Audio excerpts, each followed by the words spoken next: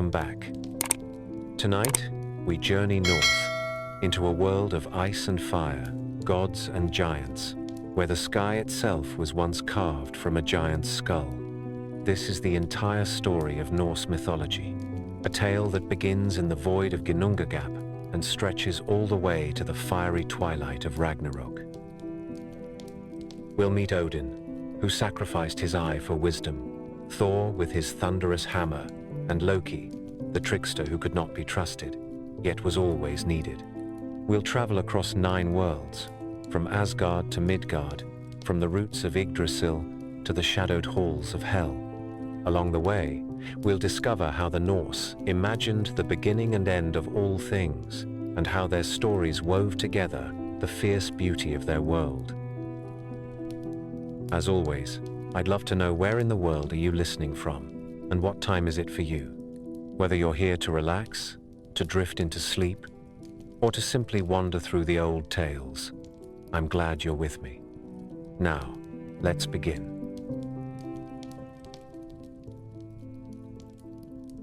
Before land or sky or the measured tick of time, there was Ginnungagap, the yawning space. To the north brooded Niflheim, a realm of mist and bitter frost where the ancient spring Livergulmir sent out cold rivers called Elivaga. To the south burned Muspelheim, a land of living flame under the guardianship of the fire giant Surtur. When the breath of heat drifted into the gulf and met the rime that blew from the north, the frost began to melt and to drip. From those lively drops came the first living being, vast and heavy and drowsy with ancient strength. His name was Ymir, whom the giants also called Orgelmir. Ymir was not a god. He belonged to the race that would one day stand against the gods, the family the poets call the Frost Giants. He lay down to sleep in the newborn dark, and, from his sweating armpits, a man and a woman grew full-formed. From the union of his 2 feet came a son, which tells you as much about Norse frankness as it does about Norse cosmology. In that first family tree there were no weddings or halls or laws, only the impersonal fertility of a world that had barely learned how to be alive. Heat and cold continued their quarrel in the void. From the rime that did not turn into giants, there rose a second and gentler creature, the primeval cow Audhumla. Her hide glistened with frost. 4 rivers of sweet milk streamed from her udder, and on this milk Ymir fed, a child of ice kept alive by a mother of snow.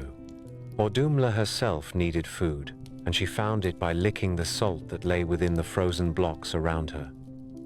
It was slow work and deliberate, like sculpture performed by a tongue. On the first day of licking, there came a tuft of hair from the ice. On the second day, a head emerged. On the third, a whole man stood free, tall and stately. This was Beri, the first of the Aesir line. Beri fathered a son named Bor. Bor took as wife the giantess Bestla, daughter of Bolthorn, whose name means evil thorn. Out of that unlikely union came 3 sons who will soon rule the stories to come. They were Odin, Vili, and Ve. Their birth marks the arrival of purpose, where Ymir embodies bulk and blind growth, and where Audhumla is life in its patient animal form. The 3 brothers bring will and craft and decision. In them, the Norse imagination moves from the undirected fertility of the beginning to the deliberate work of mind and hand. We should pause over the balance of these origins, because Norse myth never pretends that order was easy or that it belonged to any one side. The first cow is not of divine courtly stock. The first giant is not evil through and through. The gods arise from a marriage between a son of the first god and a daughter of the first giant.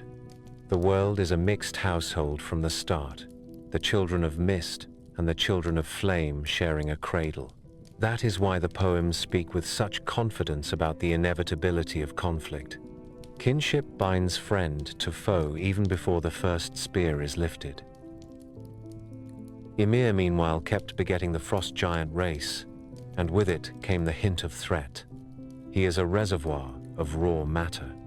He is not wicked in a modern moral sense, but he is dangerous in the old practical sense, a force that can drown fields simply by rolling over in his sleep. The three brothers grew and watched and learned. They looked out across Ginnunga Gap, where sparks flew from Muspelheim and settled on the breath of the north, and they understood that power unused is as wasteful as famine.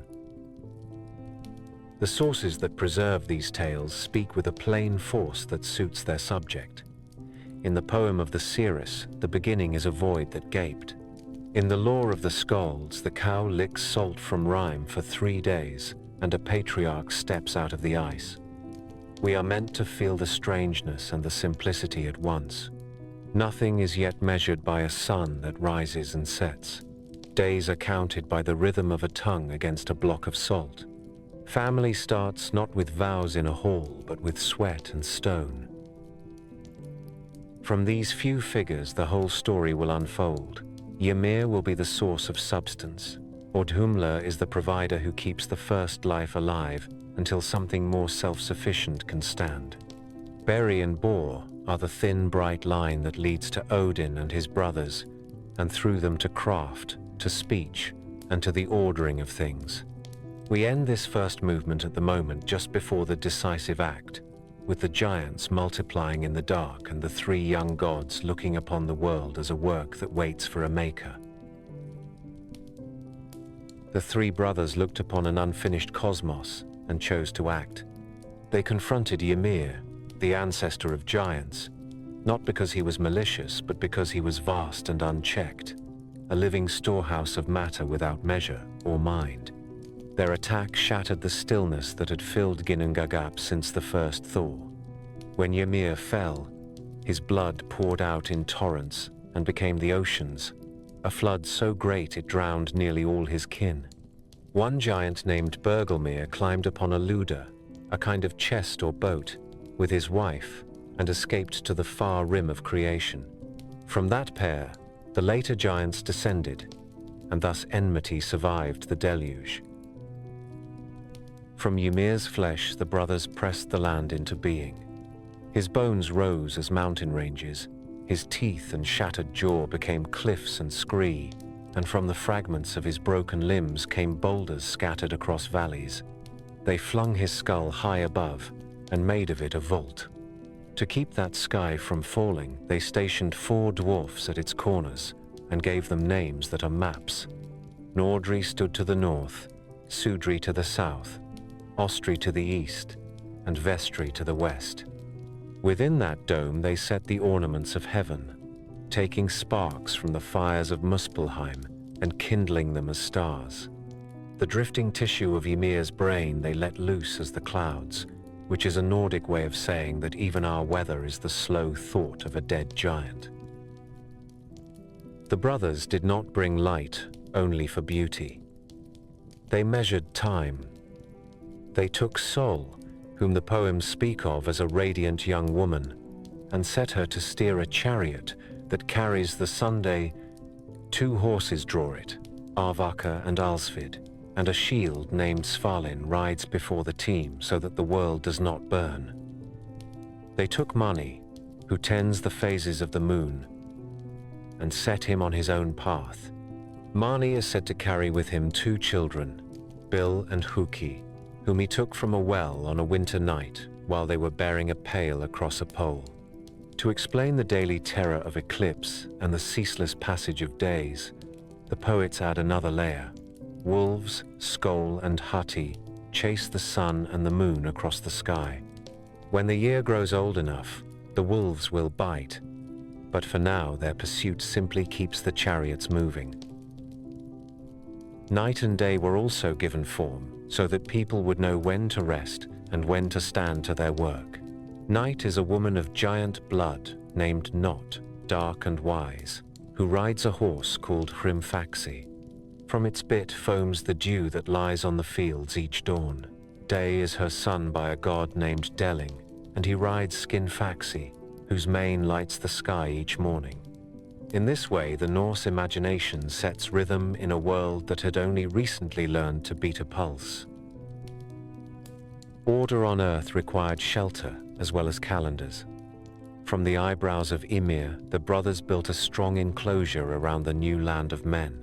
They called it Midgard, the middle enclosure, a ring wall between the safe fields and the untamed edges of the world.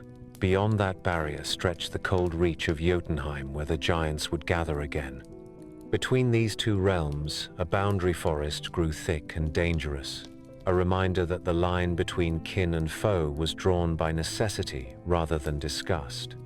Later, the gods would lay a road in the sky, a shimmering bridge men called the rainbow and the Skalds called Bifrost, to link their own high realm with the middle lands. But for now, the wall of eyebrows and the wash of ocean marked the limits of humankind. The gods also confronted a problem beneath the ground. From Ymir's decaying flesh came creeping things. The brothers took pity, or perhaps found use, and they shaped the maggots into a race of small folk with minds and speech. These became the dwarfs. They live in stone halls and caverns, and spend their long years practicing the crafts that bind the world together. Old lists give their names in rapid chains that sound like hammers on an anvil. Among them are Dvalin and Althiof and Modsognir, who rule in the deep places. Time will show that the greatest treasures of the gods flow from their forges. In this first chapter of making, they are chiefly the hinge points and corner posts that keep the sky from sagging and the earth from coming apart. With heaven steadied and earth in place, the brothers turned their attention to beings who could walk upon the shore and look up at the new stars. On the sand by the sea, they found 2 trunks of wood, one ash and one elm, worn smooth by the water. From these they carved the first man and the first woman. They named them Ask and Embla. Odin bent close and breathed into them the spirit that lets flesh rise and speak. Vili gave them mind and the quickness that awakens in the eye. V granted them shape and voice and the power to hear and to feel. In some tellings, the gifts are counted slightly differently, with breath and wit and goodly color, but the meaning holds. They were made alive and aware and fair to look upon. The gods set Ask and Embla within Midgard, inside the wall that keeps the sea of Ymir's blood at bay. In that circle they would build halls and make laws and marry and grieve and sing, and in time they would people the earth with many tongues. The brothers then fixed the measures by which life should be kept. They set the course of the sun so that summer would not swallow the year, and they set the course of the moon so that winter would not last forever. They taught men how to count nights by the faces of Mani, and to know the passing of seasons by the tilt of light on the horizon. The poets speak also of summer and winter as persons with fathers of different temper. Summer comes from a kindly sire whose name means pleasant wind. Winter is born from a father whose name suggests biting cold. It is a way of saying that weather is kin to character, that the land itself has moods that must be respected. Not everything was security and neat measure. The gods understood that the new world sat poised between long memory and quick forgetting. They therefore appointed stewards over fresh-made places. Wells bubbled under roots that would soon be named, and creatures took their stations. An eagle settled into the high air, and something ancient gnawed at the hidden roots of the earth. A small squirrel ran messages that were mostly insults, which is a Skald's way of saying that even in ordered worlds there is gossip, and even gossip leaves marks. These touches belong to the larger map that will unfold in the next chapter, but they belong here as well because they show the makers working with an eye toward balance. They do not erase strangeness. They give it a place. There is one more detail that belongs to the making as the Norse tell it. The gods walked over their work and gave names to things. They named the morning and the evening, the midday and the midnight, the weeks and years, the fields and streams, To name is to bind. It is also to honor. Where other traditions pour sugar on the first loaf, the Norse pour words. Once spoken, the names settle on the earth like a net of meaning. Under that net, men can plant, and poets can remember. Thus the three brothers turned raw bulk into a world that breathes. They did not create from nothing. They cut and set and measured. They restrained and gave passage. They turned a corpse into a country, a skull into a roof, a breath into a people. What followed would depend on vigilance and craft as much as on force, for the giants lived still beyond the wall, and wolves already tested the edges of the sky. But for the first time there was a place where men could stand, and a calendar by which they could keep their promises. At the heart of everything stands an ash, whose crown touches the sky, and whose roots drink the oldest waters. The poets call it Yggdrasil. Its trunk is not a mere column of wood, but a living axis. The sap that moves in it is the quiet current that keeps creation together. When men say the worlds are 9, what they mean is that 9 distinct realms cling to this tree the way bees cluster on a branch. It is not a symbol only, it is habitat, roadway, law, storehouse, and drum. When it shivers, fate shivers. When it flourishes, the world is steady. 3 roots hold Yggdrasil firm. Each runs to a different quarter of existence and sinks into a different well. One root reaches to the plain, where the gods sit in council. There the Norns keep watch beside the well of fate. Their names are Urd for what has been, Verdandi for what is becoming, and Skuld for what is owed. They do not weave on a loom in the tidy way of later tales. They carve on wood, they score on living bark, they draw water and mix it with a white clay that shines, and they paint the trunk so it will not split. Around them stands sand and green turf that never withers, because they bless it daily with that water. From their bench of roots the gods receive justice and time itself, for no oath holds and no promise lasts unless the Norns have allowed it to be written into the grain of the world tree. A second route runs outward to a land of stone and frost where giants keep their counsel. Beneath that route lies the Well of Mimir. It is a dark mirror that remembers every thought that has ever been worth keeping. Odin once came there and paid for a single drink with an eye. The price tells you the value of what is stored in that water. In later seasons, Odin keeps Mimir's head with herbs and spells and carries questions to it. But the head is only the portable part of a deeper wisdom that belongs to the root and the well together. When the All-Father leans over that water, he sees not flattery but measure. He understands that holding the center requires harsh bargains, and that the keeper of memory is often silent. The third route dives down into a realm of mist where cold streams are born. There the well called Hivergelmir boils and smokes, and around it creep many snakes that are slow and patient. The greatest among them is Nidhogg, who chews at the root with a hatred that never tires. He is not a simple villain. He is the necessary appetite of endings. He reminds the living that wood is edible, and that even sacred ash is still ash. From that underroot come the waters that feed the first rivers, and from those rivers come fog, rain, and the dew that beads on the grass at morning. In some songs, the droplets that fall from Yggdrasil are called honeydew and are food for bees. The image is exact. From the high crown sweetness springs, but from the black root acid works as well. Growth and rot cooperate. Yggdrasil is not empty. It houses a nation of creatures that are at once ordinary and emblematic. An eagle perches at the topmost bough and looks out beyond sight. Between the eagle's eyes sits a hawk named Vedrfolnir, as if the sky needs a sky within it for sharper notice. On the bark scampers a squirrel, Ratatosk, a busy courier whose messages are insults carried up and down the trunk.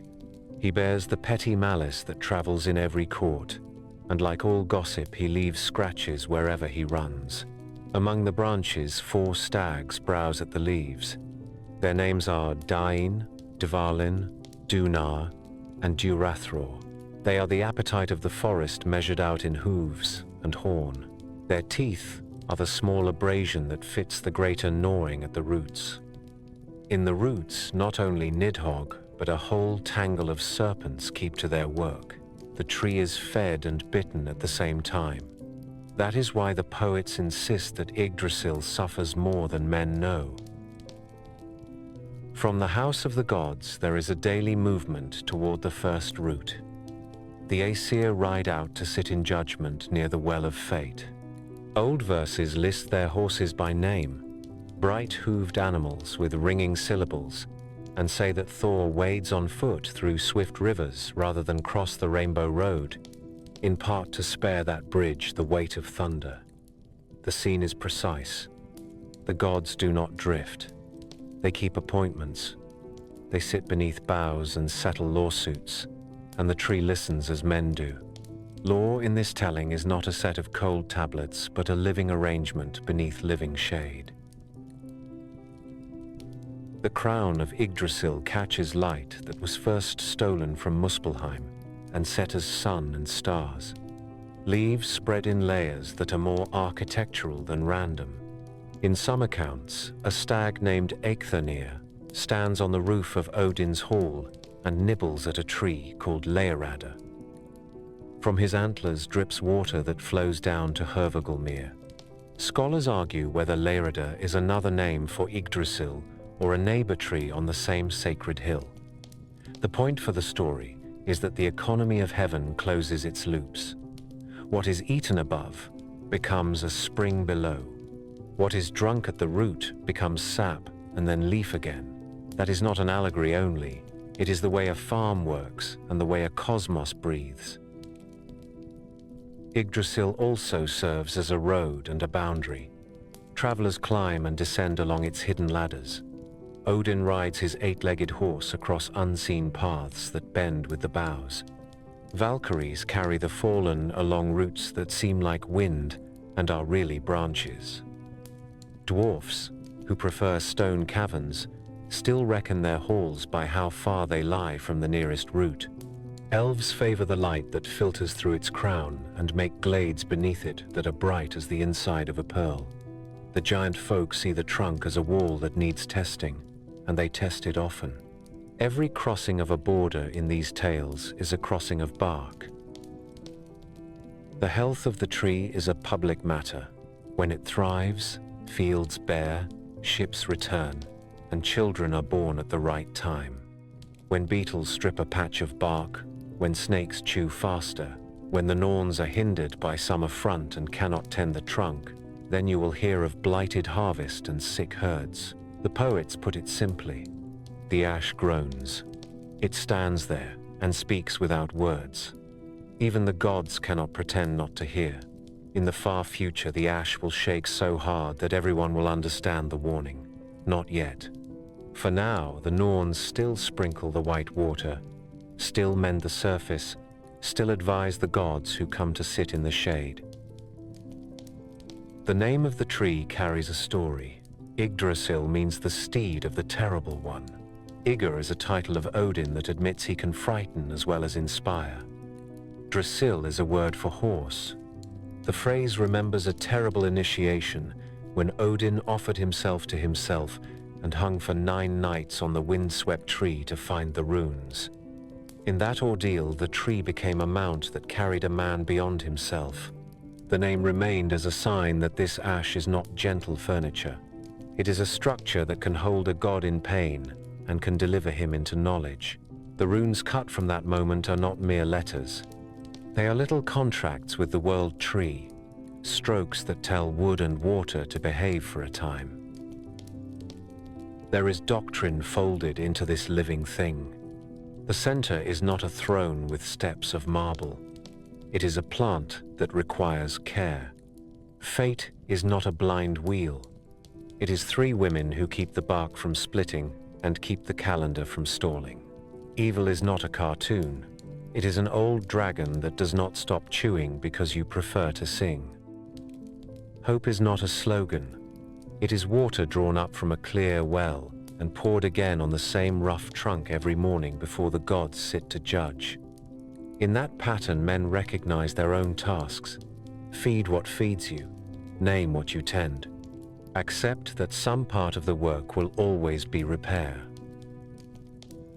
Thus Yggdrasil stands, a vast ash that binds wells to weather, law to leaf, and memory to breath.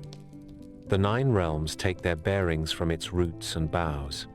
The bridge of colors touches one limb like a ribbon. The halls of gods and the caves of dwarfs and the fields of men all look toward it when they speak of center. The story will soon step off its branches to walk those realms one by one. But the tree must be understood first, because every journey in this mythology is a journey along its wood. The map of the Norse universe is not a tidy ladder of heavens and hells. It is a living arrangement set upon and within the great ash. Scholars speak of 9 realms, yet the poems are careful to leave room for mystery. Paths do not always run straight. Borders drift like mist over a marsh. What matters most is relation. Each realm holds its function and temperament. Together they make a working cosmos that rewards courage, reveres oath, and remembers debt. Asgard sits in the high reaches where the air is clear and the ground rings with iron shoes. It is the stronghold of the Aesir, the court where law and war and poetry share the same table. On the field called Idavol, the gods meet in council. There stands Gladsheim, the many-benched hall of judgment, and near it, Valaskjalf, where Odin's silver roof catches the light. From the high seat named Halidskjalf, Odin looks out and sees the doings of worlds. Valhalla rises there as well, with its 540 doors and rafters of spears, a hall for chosen warriors who spend their days at sport and their nights feasting beneath shields that gleam like fish scales. Heimdall keeps watch at Himinbjorg by the foot of the Rainbow Road. His hearing is said to be so keen he can catch grass growing and wool thickening on a sheep. Asgard is not an idle paradise. It is a camp that trains for fate. Vanaheim lies at the same height in a different quarter. It is the home of the Vanir, gods of sea swell, fertile field, and wise treaty. The peace after the First War bound Aesir and Vanir in kinship, and that union is written into the topography. Njord keeps to the shore in a hall called Noaton, where the sound of oars and the smell of pitch are constant neighbors. Frey, lord of fruitful weather and good seasons, moves easily between Vanaheim and Asgard. Freya brings the art of Seder and presides over a field called Folkvang, where the best among the fallen share her hospitality. Vanaheim is the realm that speaks softly and grows abundantly. Its power is patient, and its authority is kept through gifts and fairness rather than iron. Alfheim is a bright reach where the light seems to come from within leaves as much as from any sky. The light elves dwell there, beings described as fairer than the sun to look upon. They are quick to music and deft at craft that belongs to living things rather than to metal or stone. Older verses say that Alfheim was given to Freya as a tooth gift when he first came of age, a sign that prosperity and gentle increase should have a seat among the gods. In stories where human beings encounter elves, there is always a hush, as if the air were kneeling. Alfheim teaches that beauty is not a luxury, but a duty, and that grace is a kind of law. Midgard holds the middle. Its wall is built from the eyebrows of the primal giant, and its moat is the ocean that spilled from his veins. Men live here, and their works are short and earnest. The serpent Jormungandr circles the rim with tail in mouth, a living belt that both threatens and protects.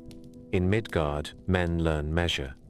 They look up to count nights by the calm face of Mani and days by the bright stride of Sol. They look outward to gauge weather and to judge when to sow and when to harvest. They look inward to keep faith, since law without memory is only noise. The gods walk here often, not only to show favor, but to test whether men are still worth the trouble of a wall. Jotunheim stretches across cold mountains and iron rivers. Giants dwell there, not as comic brutes, but as ancient powers with old rights. Some are coarse and dangerous, some are handsome and grave. Many are wise. Strongholds like Utgard stand there where a king of giants sits with riddles and illusions that can humble even a thunder god. The boundary with Midgard is not just geography but temperament. It is the line between settled speech and the rough talk of stone and storm. Yet the line is also kinship. Frigg's friend and rival is a giantess. Skadi the huntress, daughter of a giant, marries into the gods and keeps her bow even in a bridal dress. Jotunheim is the necessary adversary. Without it, courage would have no exercise and cleverness would grow dull.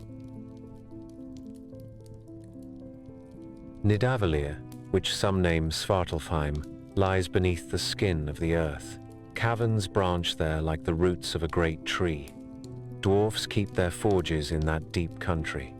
They are the masters of binding fire to form, and their memory for contracts is longer than a winter night. Old catalogues run through their names as a skald warms his tongue before recitation. From their anvils come rings that drip gold, ships that fold like cloth, boars with bristling light, and a hammer that returns to the hand that throws it. Scholars debate whether the dark elves are the same folk as dwarfs or a neighboring people. The poems leave the answer pleasingly unsettled. What is certain is that this realm stores the knowledge of temper. Nothing there is made in a hurry. Every good thing must be struck and cooled and struck again. Niflheim broods in the far deep where breath smokes and sound carries poorly. From the well called Havagelmir, there rise many rivers whose first names are like curses, and they creep outward under rim ice until they fall from the world's edge in a glitter of knives. In that region dwell swarms of snakes led by the ancient eater Nidhogg, who gnaws at the root of the ash and reminds all folk that beginnings decay. Niflheim is not malice by intention. It is endurance and cold accounting. It is the part of the world that refuses to be charmed. Muspelheim is the opposite quarter. There the air moves with heat and sparks fly up like flocks of starlings. Surtur stands at its frontier with a flaming sword that glows through the marrow. The first stars were taken as sparks from this place and set into the high dome. The lesson here is that fire is both tool and judge. It gives light to calendars, and it destroys what has not been built with care. Muspelheim waits. It does not negotiate. It does not forget. Hel, also called Helheim, lies down a hard road beyond the Golden Bridge. Hermod later will ride that way with news in his mouth, and he will return with a condition that cannot quite be met. The realm takes its name from its queen, daughter of Loki, half fair and half corpse pale, who receives those who did not die with sword in hand or under the wing of a shield. Her hall is Eljudnir. Its plate is hunger, its knife is famine. The threshold is a drop that stills the heart. The river Gjöll runs there, and the bridge called Gjallabru arches over it with a glow that is not warm. A maiden named Modgud keeps the crossing and asks sharp questions. At the cave called Gnippahellir, a hound named Garm bays at the scent of souls. On the shore called Nastron stand houses twisted from the spines of the faithless. Their venom drips from the roof and the ground is not safe to lie upon. Yet most who go to hell are not cowards or villains. They are simply the ordinary dead. They dwell in shadow and remember the taste of air. The realm is somber, not spiteful. These 9 are not arranged in a simple stack. They lace through the ash and touch at edges that change with mood and season. Lines of travel link them. Bifrost runs between Asgard and Midgard, bright as wet silk, strong enough for daily use but not for a full charge by the storm god, who prefers to ford his rivers on foot. Mountain passes thread from Midgard into Jotunheim, where the wind cuts like a small knife in the lung. Narrow wells gaped in old time and still open on certain nights, letting a man step from a forest to a hall of antlered masks and antlered manners. Dwarfs, who love contracts, insist on safe conducts stamped with runes before they trade above ground. Elves accept no toll, but demand courtesy that must be exact. The gods themselves keep routines. They ride out from Asgard each morning to sit at the first root and give judgments that hold across worlds. When they travel farther, they wear other names and test hosts for kindness, or at least for brisk honesty.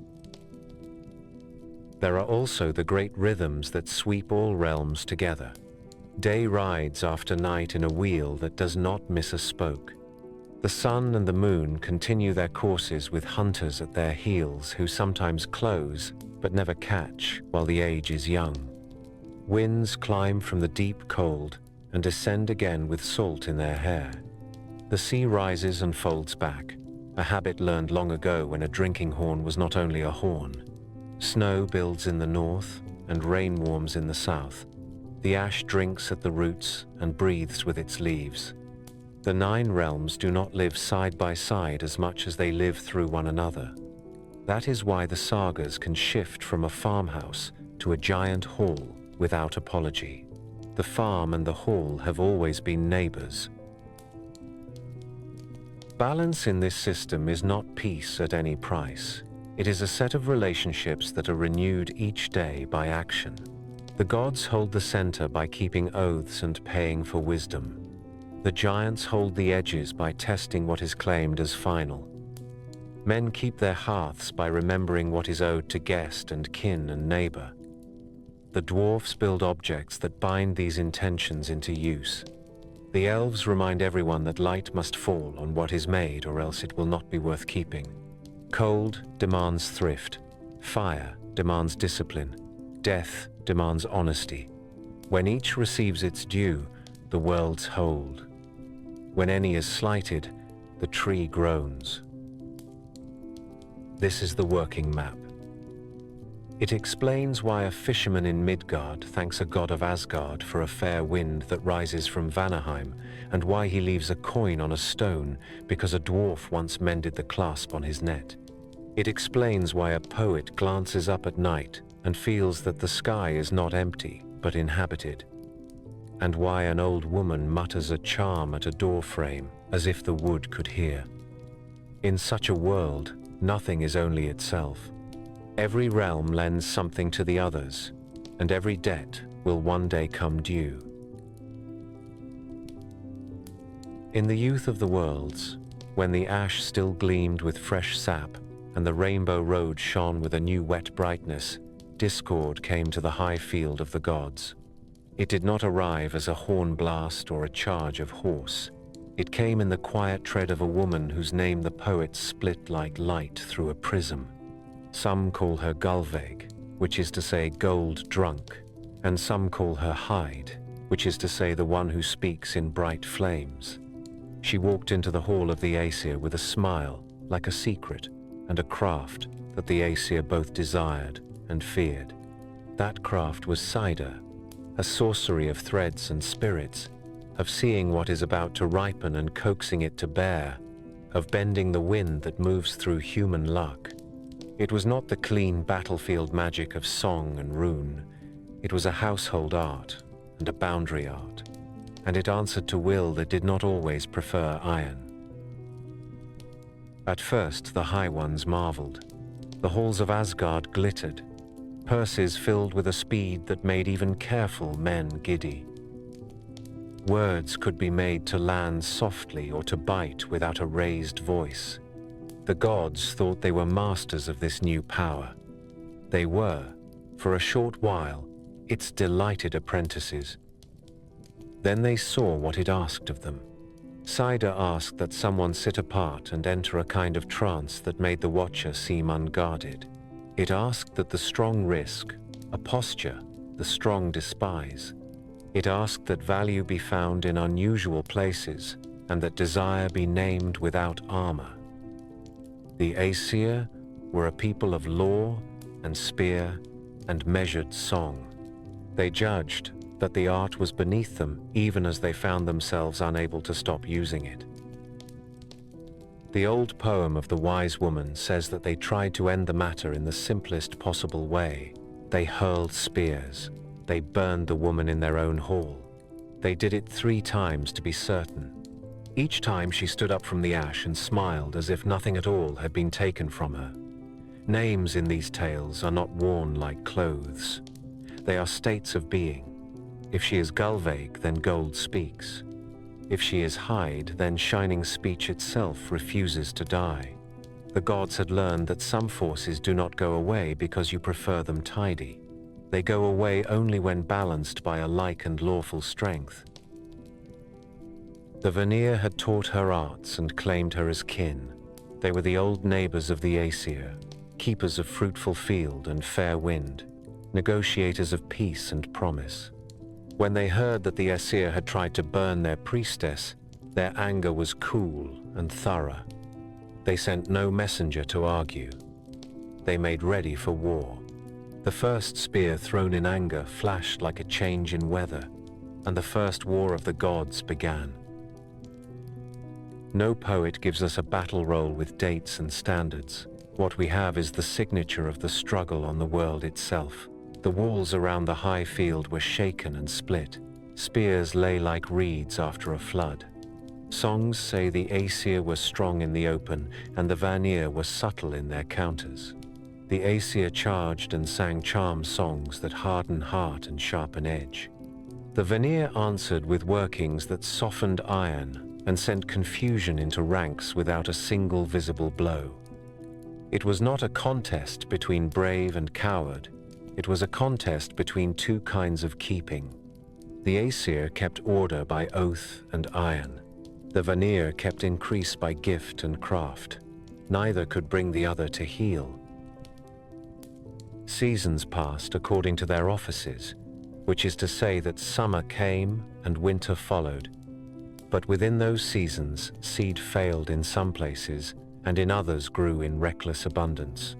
Currents shifted along the shores. Nets that had never once come up empty rose heavy with fish, and then, in the next moon, brought only froth. The war had touched the household gods of field and sea. Men felt it in their bread and in the weight of their nets. When men asked the skalds why this must be, they were told a truth that is wiser than comfort. The gods cannot injure one another without the change running through the stems of wheat and the bones of cod. When high things fight, low things pay. The Aesir called parley. The Vanir consented. They met between their realms on a plain with good visibility and little cover, because even the gods prefer not to be ambushed while discussing honor. There they set down their weapons and spoke without shouting. The Aesir admitted that they could not erase Seda, and could not live as if desire and luck were not part of order. The Vanir admitted that field and womb and wind also require a house that can withstand a storm, and a court that can settle envy into fair measure. Each side could tell the other what was wrong with them. Each side could not do without what the other provided. They agreed on peace. Peace among divine houses is not a shrug and a handshake. It is a ritual binding. Both parties stepped to a great vat and spat. They spat on purpose. Spittle is intimate and cannot be faked. It carries the breath of life and the food that made that breath possible. The fluid was gathered and shaped into a being. He rose from the vat, tall and mild-faced, and was called Kvasir.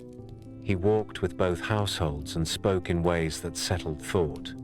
He was never at a loss for an answer, because he knew how to ask, and because he understood that no single point of view holds a whole world. The figure of Kvasir is not yet a tragedy, it is a lesson. Peace begins when the words of one side can live in the mouth of the other. To seal this covenant, the gods exchanged hostages who were not hostages in chains, but honored guests who promised to live as kin. From Vanaheim came Njord, who understands coastlines and commerce and the patient temper of the sea. With him came his children, Freya and Freya. The sun carries the warmth that wakes seed, and the luck that greets fair bargains. The daughter carries the most complete mastery of Seda ever entrusted to a friend of the Aesir. From Asgard went Hoenir, a chief of noble bearing whose first judgments were clean and quick, and Mimir, keeper of an old head full of counsel. For a time the exchange worked. In Asgard, the presence of the Vanir brightened the fields and made marriages prosper. Freya laughed and ships came home. Freya taught without shame a craft the Aesir had once refused, and she built a hall called Sesrumnir that can grow to fit all who seek true comfort. In Vanaheim, the sword songs of the Aesir were admired, and the habit of swift decision pleased those who had sometimes spent too long weighing the fine shades of agreement. Hoenir presided with a calm that looked like wisdom. Whenever he had Mimir at his elbow, he spoke like a man who had slept well and read widely. This would be a smooth tale if it ended there. It does not. The Vanir noticed that when Mimir was away on an errand, Hoenir's counsels slowed to a stop. The chieftain would look at the ceiling, or at a knot in a tabletop, and say that the matter should be decided by others. The Vanir are not simple, but they are not infinitely patient either. They believed that they had been insulted with a figurehead. They believed they had been given a fine horse that would not pull unless its groom stood close enough to smell the bit. They did something terrible and instructive. They cut off the head of Mimir and sent it back to Asgard in a sack. The Aesir received that sack with a grief that burned without smoke. Odin took the head and spoke to it, and would not let it slide into silence. He anointed it with herbs and sung over it, and taught it the art of staying. The head did not rot. It spoke into Odin's ear, as it had once spoken into Hoenir's. From then on, the Council of Asgard had a counselor who did not need a chair. If this seems gruesome, remember that these myths insist that wisdom is dear, and that things worth keeping are often kept by care that looks stern to the soft-hearted.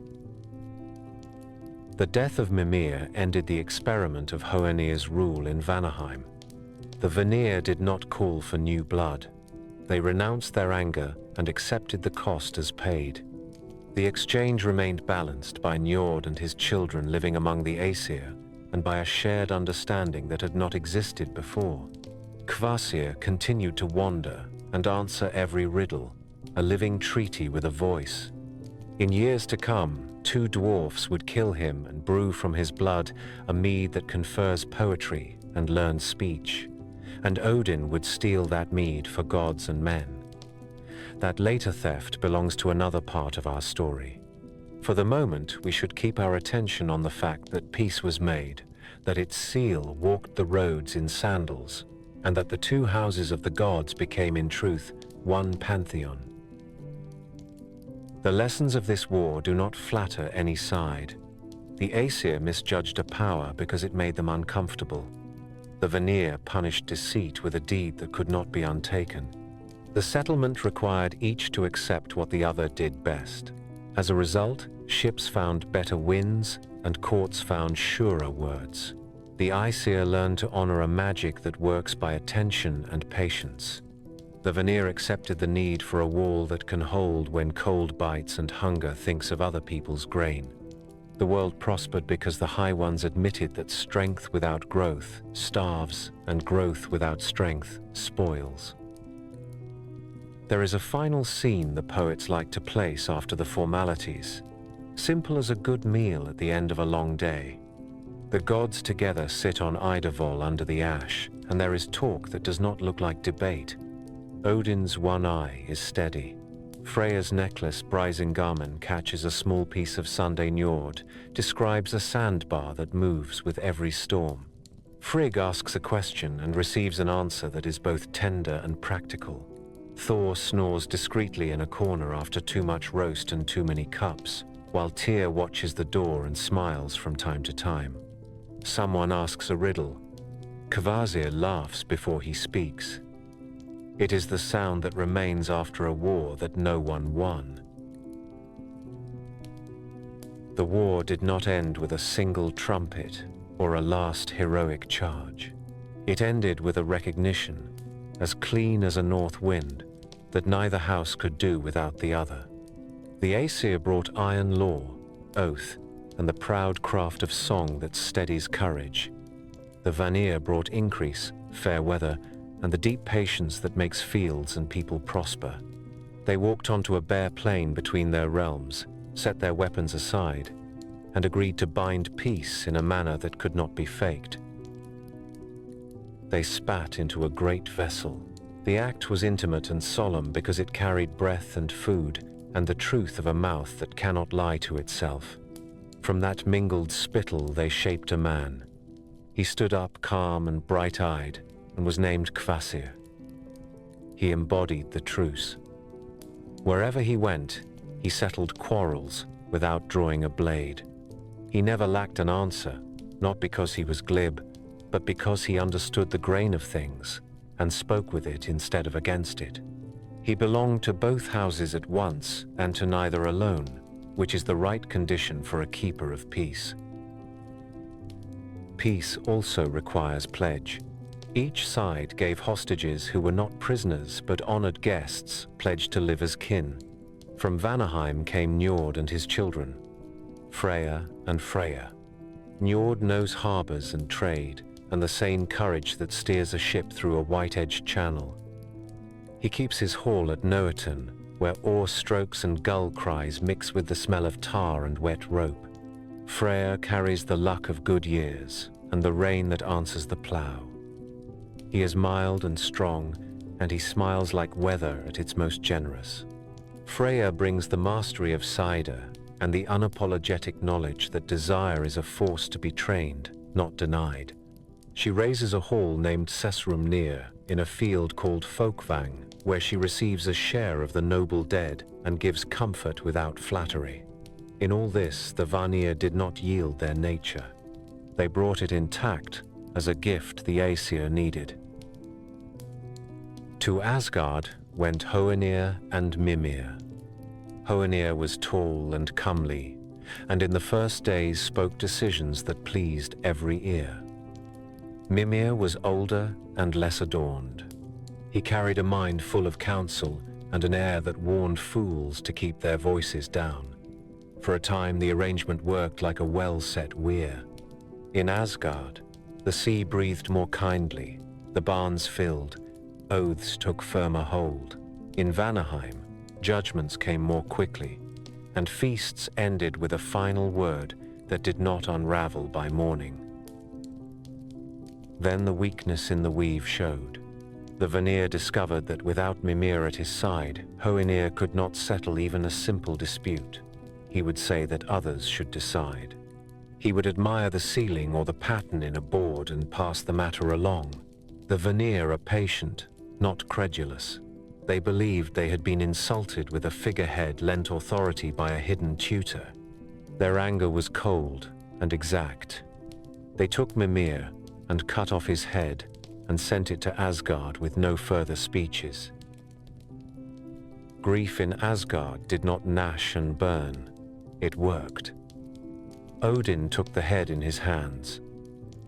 He anointed it with herbs against rot. He spoke charms that keep speech from fading. He set it in a place of honor and asked it questions as a king asks his steadiest friend. Mimir answered as he had always answered, with counsel measured against consequence. The halls of Asgard kept their advisor, and the price of peace was written in a way no one would forget. Wisdom is dear, and once lost it must be kept by vigilance rather than pride. Kvasir, meanwhile, walked the roads of gods and men. He visited halls where the fire was not bright and the benches were plain. He taught a farmer how to divide a field so that each son would bless the other. He stood in dwarf forges and asked about the temper of iron and why some metal rings true while another sulks and splits. He taught the difference between a riddle and a trap. He set riddles that make men better at their work. He did not shame the slow-witted. He waited while they found the thread, and he praised the knot when it held. In the Skaldic tradition, the greatest praise is to say that a man speaks with Kvasir's mouth. In the oldest tales, his end is dark and will matter later, for two dwarfs will kill him and brew from his blood a mead that grants poetry and learning. For now he lives, and the treaty walks with him. The covenant also changed custom in Asgard. Seder, once scorned, was taught by Freya in a manner that kept its power without dishonoring those who learned it. The Aesir discovered that to govern well, they must know not only what men owe to law, but also what luck owes to attention. Sharp runes and frank spells held the center together. Oaths were made on rings that mattered and were kept because both houses watched them. Councils at Idavol grew quieter and more exact. The boast at table gave way more often to a promise that could be audited at harvest. Freyr became a favorite guest at every threshold. With him, winters bit fairly and summers did not turn lazy. He walked Midgard as easily as he moved among the gods, and was greeted in ploughed furrows as a neighbor who knows which cloud will break and which will pass. Njord sat with fishermen and shipwrights and showed them how to read the color of water where the sandbar moves after a storm. Freya moved through halls and taught women and men alike that craft requires courage and that love has work to do. The Vanir did not come to conquer. They came to complete, and the difference shows in the way bread rose and arguments ended. The Aesir brought their own gifts to the shared table. Tyr set rules for settlement that kept honor without breeding feuds. Frigg taught that foresight is not fear, and that a mother can keep a house from vanity as easily as from hunger. Thor learned to sit in judgment without breaking the bench, and sometimes even without speaking. Even Loki, before his turn toward the worst of his nature, watched and learned how a clever word can mend a ripped friendship as well as it can cause one. Peace is not a spell that lasts without maintenance. It is a set of habits that are watered daily. In the years that followed, the gods remembered the day on the bare plain and kept that memory near when the old habits of suspicion stirred. The sight of Mimir's preserved head in the high hall made princes and poets lower their voices. The gentle authority of Kvasir prevented more fights than any spear. When envoys came from distant halls, they saw two houses seated together without stiffness. The truce had become kinship. The pantheon truly was one. Thus, the covenant of peace did what wars never do. It gave the world more life than it took. It bound iron to reign and law to increase. It made a place where both blade and blossom could be honored without apology. In that balanced order, the story can now move to the work of building and keeping, for after peace comes the work of walls and the testing of wit. After peace came prudence. The gods had learned that strength without vigilance is a promise easily broken. Giants still gathered beyond the boundary forest. The sea still remembered the flood that bled from Ymir. The high field needed a rampart that would slow the next calamity and give the watchman time to sound his horn. So the Aesir sat in council on Idavol and spoke of stone and plan. A stranger arrived while they debated. He was broad-shouldered and close-mouthed, the kind of worker who lets his hands introduce him. He offered to raise a wall around all Asgard, a fortification so stout that no giant would scale it, and to finish the entire work within a single winter. His price struck the hall like a cold wind. He asked for the goddess Freya as his bride, and also for the sun and the moon. There was a long silence, for that demand would strip the world of warmth and joy and turn the sky to brass. They would have refused at once if cunning had not spoken from the end of the bench. Loki argued that an impossible bargain is no bargain at all. "Let the stranger try," he said, "but bind him with terms that no mason could meet." The gods agreed to this counsel, which was daring and a little careless, and set conditions as sharp as a sword. The builder must complete the wall by the first day of summer. He must work alone. He must take no help from any man. If he failed even by a single stone, he would receive nothing. If he succeeded, the payment would be exactly as asked. The mason accepted. Then he asked leave to use his stallion to haul the great blocks. He named the animal Svadilfari.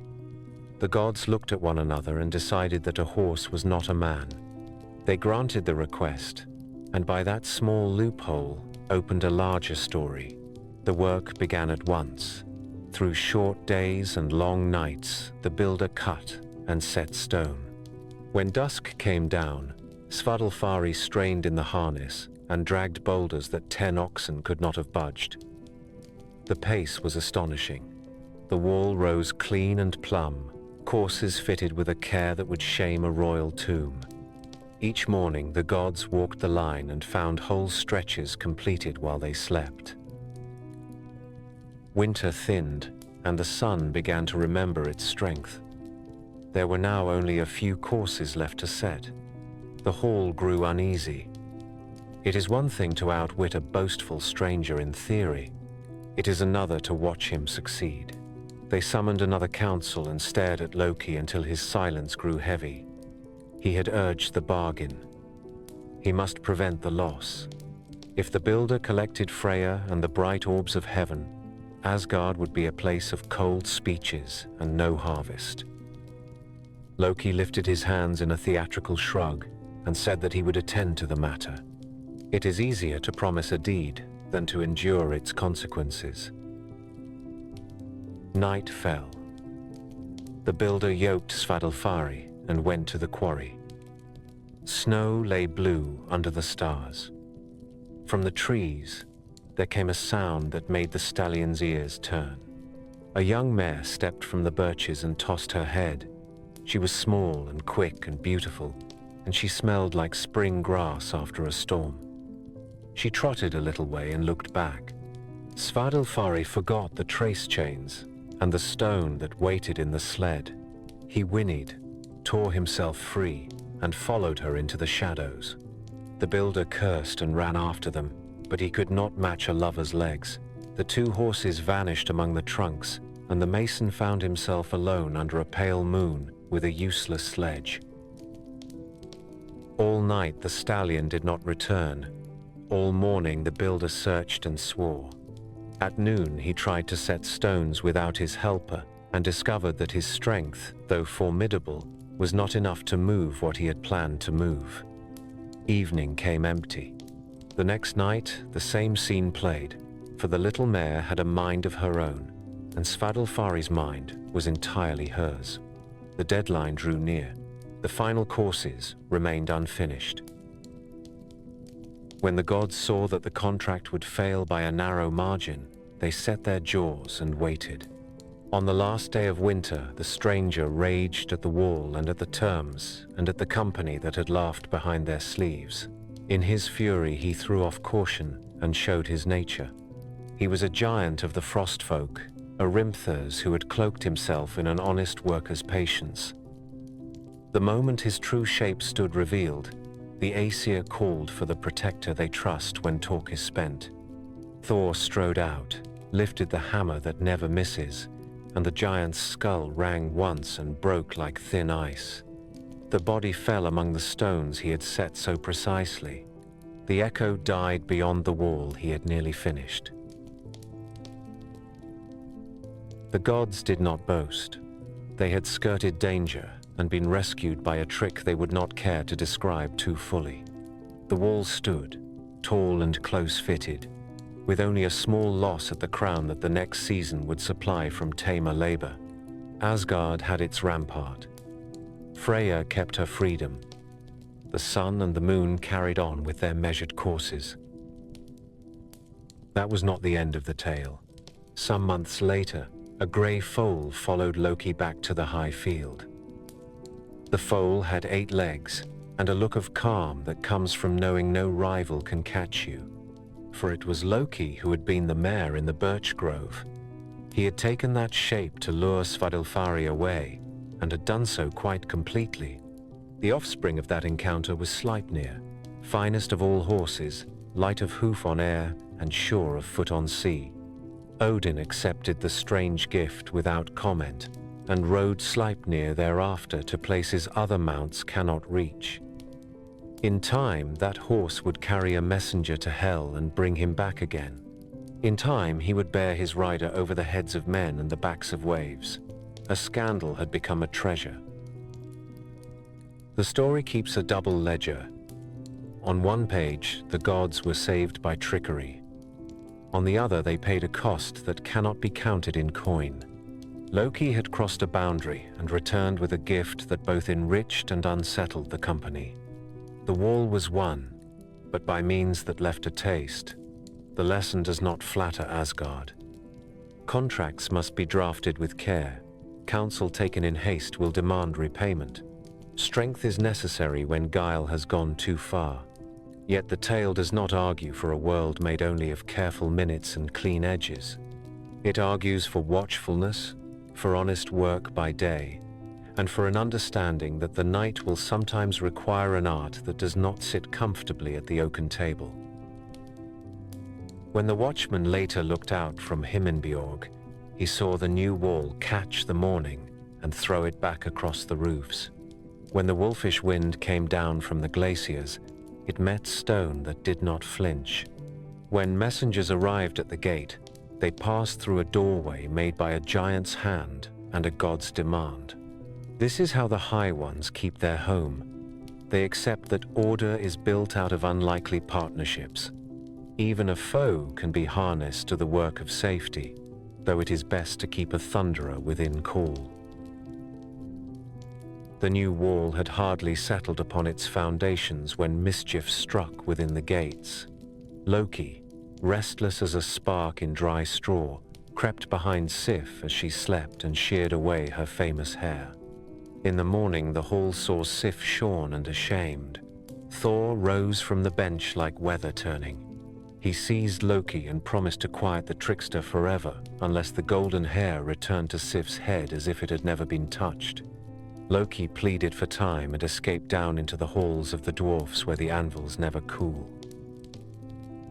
He went first to the sons of Ivaldi, master smiths who work in caverns that smell of coal and clean metal. He bargained and flattered and swore that their names would be sung in Asgard if they would create a marvel. They drew out gold as a baker draws dough and spun it into strands finer than wheat at harvest. The gift they placed in Loki's hands looked like a soft fall of sunlight. When set upon Sif's scalp, it would take root and grow, and it would never dim. The same workshop then shaped 2 further wonders. For Odin, they forged a spear called Gungnir that would bite cleanly and never miss the mark. For Freyr, they built a ship named Skidbladnir, broad of deck and true on any sea, yet so cleverly made that it could be folded like cloth and carried in a pouch.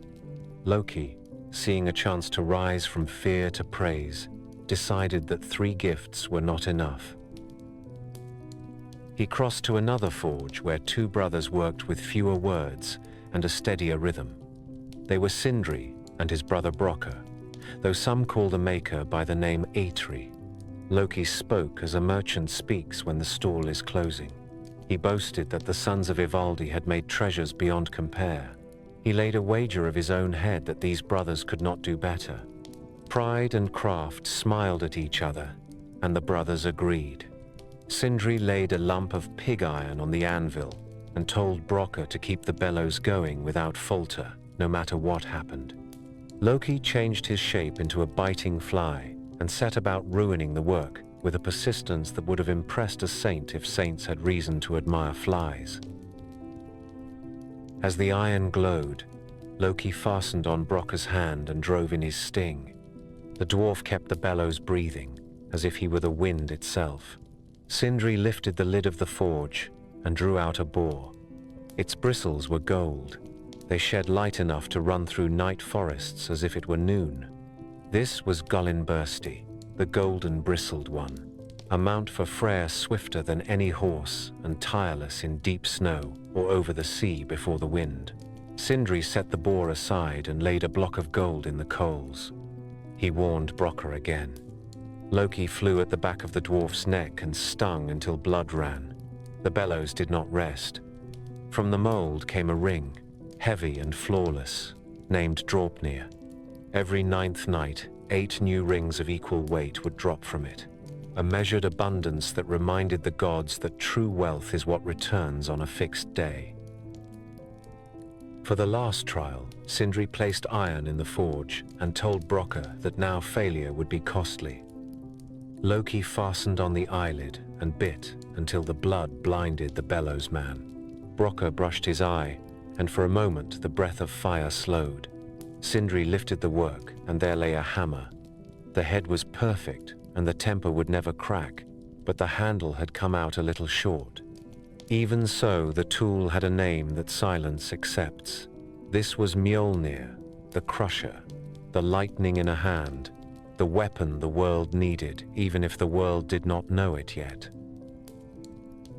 The dwarf brothers carried their gifts to Asgard and demanded a fair hearing.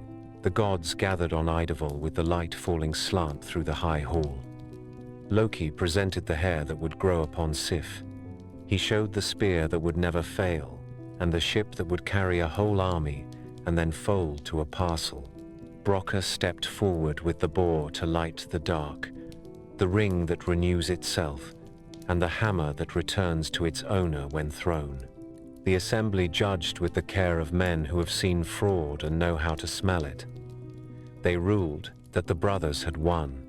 Mjolnir weighed most heavily on the scales because it would stand between Asgard and ruin when giants came over the ice. Brokka then asked for payment according to the wager. Loki's head had been pledged. Loki smiled with the air of a scribe who has found a clause. He conceded that his head could be forfeit, but his neck had not been part of the bargain. To cut off the one without harming the other was impossible. The gods are not a court for tricks, yet they enjoy a tidy point when it serves justice. Brokka accepted that he could not claim the neck, but said nothing about the mouth. He took a thong and a bodkin and sewed Loki's lips shut, so that for a time the hall rested from quick remarks that cut deeper than they seemed. When the stitches were loosed later, the scar remained as a reminder that speech is a tool and a hazard. The gifts were distributed with ceremony. Sif's golden hair was placed upon her head and took hold like ivy. It grew at once and shone, and with it her honor stood whole again. Odin received Gungnir and marked treaties with its point so that oaths would hold. He took Draupnir as well and set it upon the altar, for the ring measures time and brings steady bounty. Freyr claimed Skidbladnir for the season when the gods would sail north, and for every journey where a harbor is small and the wind uncertain. He took Gullinbursti as a proud companion for dark rides when the mountain paths are thin as a knife. Thor lifted Mjolnir and felt that his hand was at last complete. The hammer would crack the skull of any giant. It would return when thrown. It would bless a cradle and a marriage bed with the same sure grace it carried in war. He laid it on his knees, and the hall breathed easier. Old verses love to count the uses of these wonders. When Thor hurls the hammer, mountains remember the blow. When Odin casts Gungnir in the air before battle, he dedicates the field to himself, and fate tightens. When Freya raises the bristled boar, harvests remember how to fill grain jars. When Skidbladnir is spread, it holds a troop of gods, and when it is folded, it fits beneath a cloak. When the 9th night comes, Draupnir drops its golden brood, and the chest in the temple is full in a way that is both literal and sacred. When Sif walks, the light plays on her hair, and men recall that beauty restored is not vanity, but a sign that a house is sound after a storm. It is tempting to say that Loki learned a lesson. He learned a technique. He would play the forges again in other tales, and not always for good. Yet even here, where spite began the business, the end was a strengthening of the realm. Asgard now had tools worthy of its charge. The gods saw that craft is the equal of courage, that law without gifts is cold, and that gifts without law beg to be stolen. The dwarfs returned to their caves with the satisfaction of makers who have matched a boast with a proof. The trickster nursed his mouth and thought about vengeance in a way that would later cost the world. In the evenings that followed, when the council was done and the meat was carved, Thor would sometimes set Mjolnir on the table and draw a finger over its edge as if to greet an old friend. Odin would weigh Draupnir in his palm and feel time like a heartbeat. Freyr would call for Skidbladnir to be opened in the yard, just to watch the ribs spread and the sail catch a friendly breath. Sif would unbraid her hair, and it would fall like a river over her shoulders. In such moments, the gods looked less like legends and more like people who know what it means to keep a home within a dangerous world. Among the many names of the high god, there is one that rises whenever the subject is knowledge won at cost. He is called the All-Father not only because he leads the company of gods, but because he feeds his mind on every source of counsel he can reach. Valor is common coin in Asgard. Clear sight is rarer. Odin desired that sight so completely that he sought the oldest spring beneath the world tree, the well kept by Mimir, whose advice endures like iron in cold water. The road to that place is not easy. It lies under a route that runs outward toward the countries of giants, where stone holds its breath and wind is lean. There Mimir sits as if grown from the same rock, a guardian who does not flatter the thirsty. The water he keeps is not a fountain for travelers, but a store of memory gathered since the first Thor. It does not give answers to those who want shortcuts. It gives a pattern only to those who will carry the weight of it. Odin came to the well and asked for a drink. He did not plead. He stated his need as a king states a claim. Mimir answered as keepers answer when they know the price of their charge. He named a pledge that would mark the bargain forever. The god must leave one eye in the depths. Odin accepted at once. He plucked out his own eye and placed it in the spring. The water took it. In that moment he gained a vision that does not belong to a face.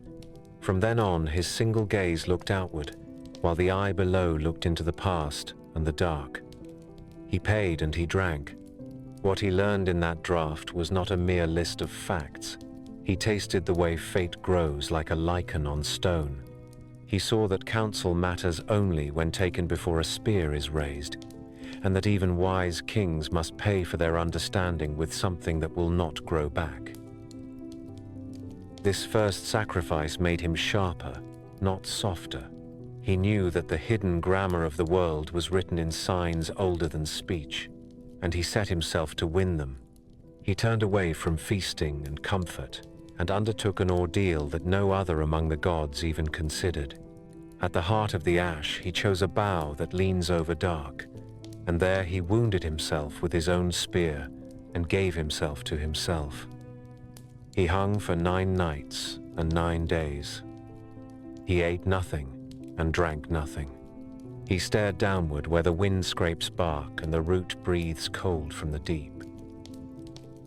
Old verses preserve his voice without ornament. He says he hung on the tree that no one knows the root of. He says he was pierced and given to the god that he is, which is to say that he paid himself into his own keeping. He says he peered until he saw the shapes of power turn and flash under him like fish just below the surface. These were the runes. They are not decorations, and they are not a mere alphabet.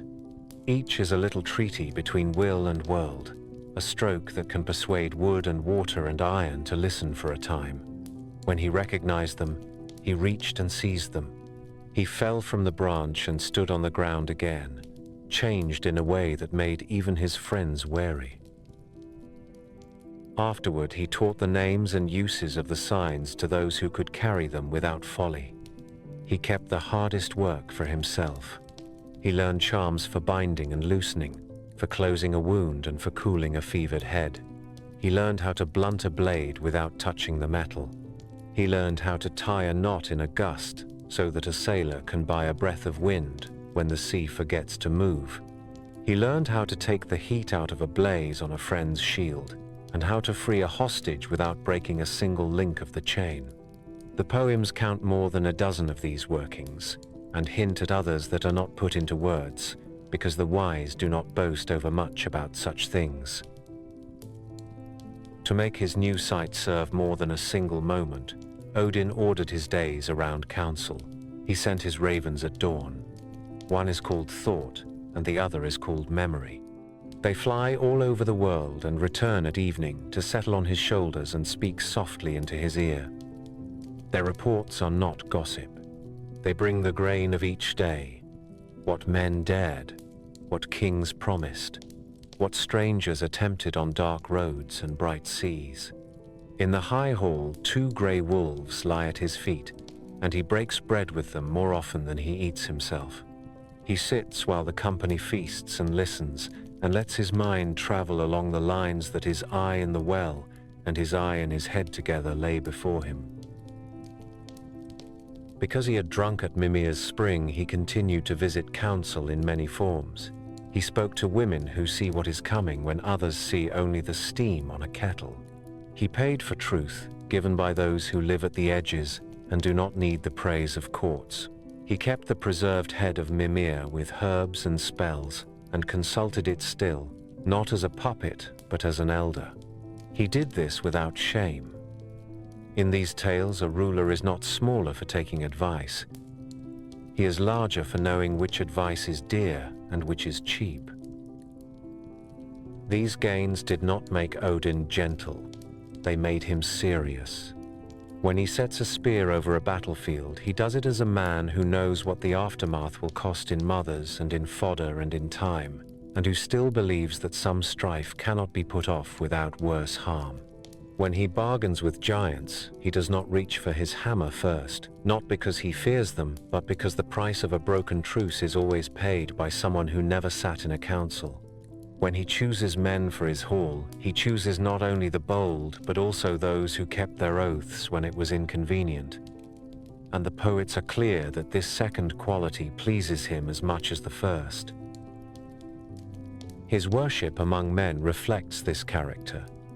Those who tied a noose to a branch to dedicate an offering to him knew him as the god who understands the edge between life and learning.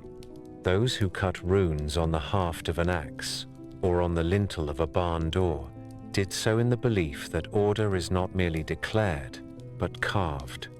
Those who asked for a whispered hint before they risked a voyage or a judgment brought him a portion of what they had and asked him to pay attention, which he did if the request was worthy. There is sternness in this portrait, but no gloom. The law says plainly that wisdom can be had and that it is worth its price. The sight he won at the well made him the kind of king who does not blink when a friend must be told hard truth. The strength he won on the branch made him a maker of songs that do not flatter and of spells that hold when a storm tries the rafters. If other gods love contest or comfort or the shine of gold, Odin loves the moment just before a choice when the air is clear and a man can see what line he must take. In the seasons that followed these sacrifices, the worlds altered their posture very slightly. Judgments given under the ash grew sharper. Oaths taken on the ring were asked with more care because the oath-takers felt that the ring was listening. The watchman's horn sounded no more often than before, but when it did, the company moved with an efficiency that belongs to those who have rehearsed without boasting about rehearsal. It is not magic alone that keeps the center. It is the attention to the way things are joined. From the first sip at Mimir's spring to the night he let wind and darkness teach him the runes, Odin made himself the kind of ruler who understands that power without knowledge is a gloved hand that cannot feel the work. He did not gather these things to decorate his legend. He gathered them because a world fenced with a giant's eyebrows and defended by a hammer still needs a mind that sees before others see and pays before others pay. Peace had given the gods time to listen, and from their listening had come Kvasir, the living pledge of truce, who walked the worlds with answers that fit like a key in a well-made lock. He did not argue. He clarified. He traveled to halls with smoke-black rafters and to caverns where iron sweated on stone. No riddle defeated him. Because wisdom draws both love and envy, two dwarfs named Fjalar and Galar invited him to their bench and murdered him. They drained his blood into a kettle and 2 vats, mixed it with honey, and brewed a mead so potent that a single draught bestowed poetry, scholarship, and quick understanding. They named the vessels Aurora, Bodn, and Sun. From that hour, poets could say that verse is Kvasir's blood, and learned speech could be called the draught of Aurora. Fjalar and Galar did not keep their crime quiet. They boasted, then compounded it. They lured a giant named Gilling to the sea and drowned him. When his wife wailed, they dropped a millstone on her at the threshold and ended her grief. Their son Suttung came raging for justice. He set them on a skerry and waited for the tide to pull them away like chips of bark. The dwarfs bought their lives by giving him the mead. Suttung carried it inland to a mountain called Hnitbjorg and hid it in a chamber cut from rock. He set his daughter Gunnlod to guard it in solitude with a stout heart and a steady cup. Odin heard of these events as a king hears of a threat to his people. He knew that the mead held more than a sweet drink. It held the ordered fire that teaches the tongue to name truly. He resolved to win it for the gods and for those mortals who could shape words well. He set out in a plain hat and a blue cloak and took a working name. Men called him Bolverk, which is to say doer of difficult deeds. On a summer day he came to a hayfield where 9 men stood with scythes that pulled green waves from the meadow. Bolverk praised their cutting and drew from his belt a whetstone. With a few sure strokes he made the blade sing. Each man begged to buy the stone. He tossed it high and they fought for it and killed each other in the grass. Odin walked on and came to the farm of Baugi, the brother of Suttung. Baugi stood with an empty face. His 9 servants lay dead in the field and the season was moving. Bolverk offered to do the labor of all 9 if Baugi would ask Suttung for a single drink of the mead as payment. The bargain was struck. Bolverk cut hay and stacked sheaves and did not tire. When the work was finished, Baugi went to his brother and asked for the agreed sip. Suttung refused. He would not part with a drop. Wisdom had cost him blood, and he trusted no one with it. Bolverk did not withdraw. He handed Baugi an auger called Rati, and they climbed to Hnitbjorg. Bolverk set the point to the rock and told Baugi to bore. When Baugi said the hole was through, Bolverk blew into it, and the dust blew back into his face. He told Baugi to bore again. The second time, the dust flew inward. The rock was open. Bolverk changed himself into a snake and slipped through the narrow cut.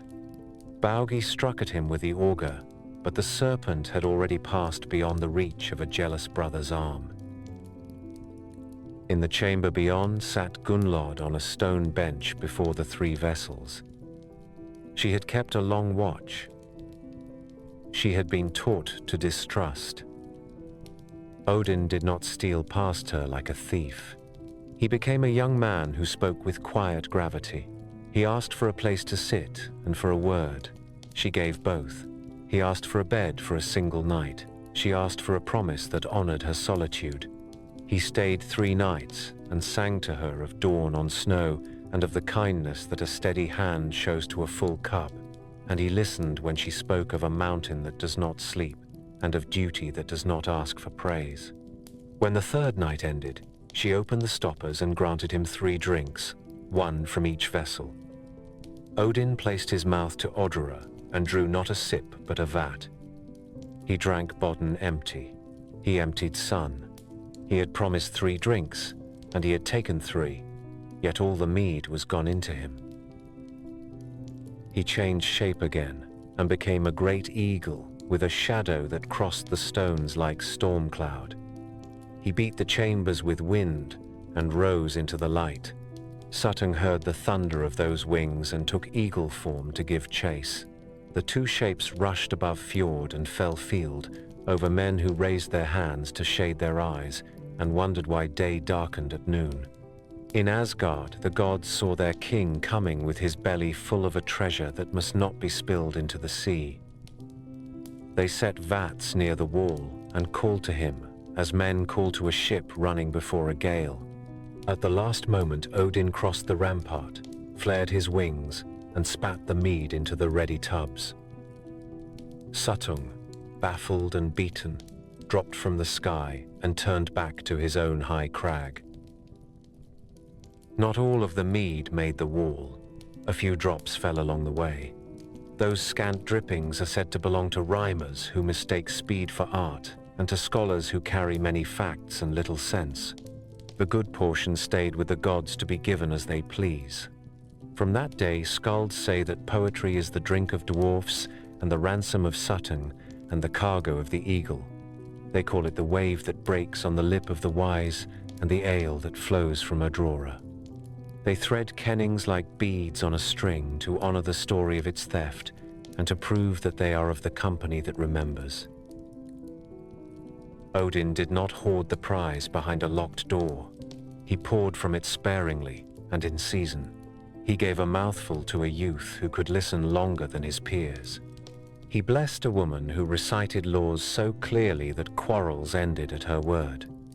He tilted the vat toward a farm boy whose verses kept men at the oar through sleet. He let a few drops splash on a craftsman who then cut runes on a beam with such grace that a hall felt sound when the storm struck. When a skald asked and was turned away, it was not stinginess. It was craft. To waste a vintage is a sin against the vine. The story has edges that teach. The dwarfs show that craft without conscience will trade lives for applause. The giant shows that grief can become avarice and turn to stone in the chest. Gunnlod shows that duty can soften without dissolving, and that keeping watch does not forbid love. Baugi shows that a man can be used when he will not learn to say no. Odin shows that cunning in the service of order becomes a kind of harvest. He steals, but he steals a stolen thing and gives it a fate beyond a locked cave. Because of this theft, the North remembered words as work. The mead did not turn fools into sages. It raised the work of the willing. It made verse that could carry a ship through a black water crossing and law that could hold a family through a bad winter. It made historians whose lists do not taste of dust. It made riddlers who do not waste your evening. In the halls where a skald pours out a praise poem, you can hear the echo of an eagle and the whisper of a woman in a stone room who opened her hand to a guest and trusted that what is given in good faith can bless more than one house. When night falls in Asgard and the benches are quiet, a cup sometimes passes that is darker than wine and brighter than water. Odin lifts it and looks into it as a farmer looks into a bucket at a well and judges the day by the reflection. He drinks, and the hall warms by a degree no hearth can supply. The next morning, a new verse comes to a young mouth in Midgard. A sailor, speaking in a low voice, finds the right words to honor a dead friend. A child repeats a proverb that rings like iron and saves an older man from a poor decision. The mead has traveled again by ways that no road shows. Thus, the mead of poetry came into the keeping of the gods. It keeps company with the runes and with the eye that sleeps in deep water. Together they make a triad of Odin's will. He paid, he suffered, he stole. In each act, the end was the same. He made a world of law and risk and song, a little more able to bear its weight. The protector of Midgard does not often sit long at a bench. Thor is at home in the noise of wheels and the smell of storm. When he travels, he rides a chariot drawn by two goats whose names crackle like dry wood in a hearth. They are Tanjorst and Tangrisnir. When night overtakes him in the wild, he slaughters them for supper and lays their cleaned bones on the skins. At dawn, he lifts the hammer over the remains and the goats stand up whole again, shaking their ears as if they had only napped. The rule is strict. Do not break the marrow bones. A poor farmer once learned this too late. Loki had urged the farmer's son to crack a leg for the sweet core. In the morning, one goat rose with a limp. Thor saw the splinter and scowled. He forgave the family but took the children as recompense. They were Thjalfi and Roskva, a sharp-eyed boy and his steady sister, who from that day ran at the Thunderer's side. With Loki as companion and Thjalfi hard at his heel, Thor set out eastward to the land of giants. He does not like to use the Rainbow Road. He wades the rivers instead, a habit both practical and proud. The world beyond the high wall is not empty. The trees stand far apart in the giant forests, and the sky seems taller. One night, they found a great hall with a low door and no smoke hole. They slept there, grateful for shelter, though the hall had a strange smell, and the floor sloped as if it had been built in a hurry. Near dawn, the building heaved. The ground trembled. The walls groaned like old ships. Thor rose and stood in the doorway with his hammer. Outside lay a shape that filled the valley. A man so large that a glove dropped from his belt would look like a house to smaller folk. The hall where Thor had taken rest was the thumb of that glove, and the smell that had troubled him was the sweat of a giant who had thrown it aside. The giant's name was Skrymir. The meeting was not friendly and not quite hostile. Skrymir spoke like a man who has no need to shout. He tied his food into a bag and asked Thor to share his path. The company walked all day beneath trees that shot up as if they had been sown by titans. When evening fell, Skrymir tossed to Thor the food bag and told him to eat. The knot was bound with a trick of sinew that refused every tug. Thor pulled until his hands burned. He bit the thong.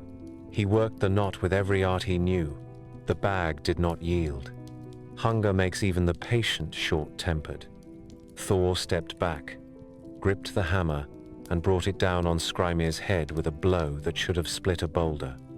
The giant opened one eye and asked if a leaf had fallen. He rolled over and slept again.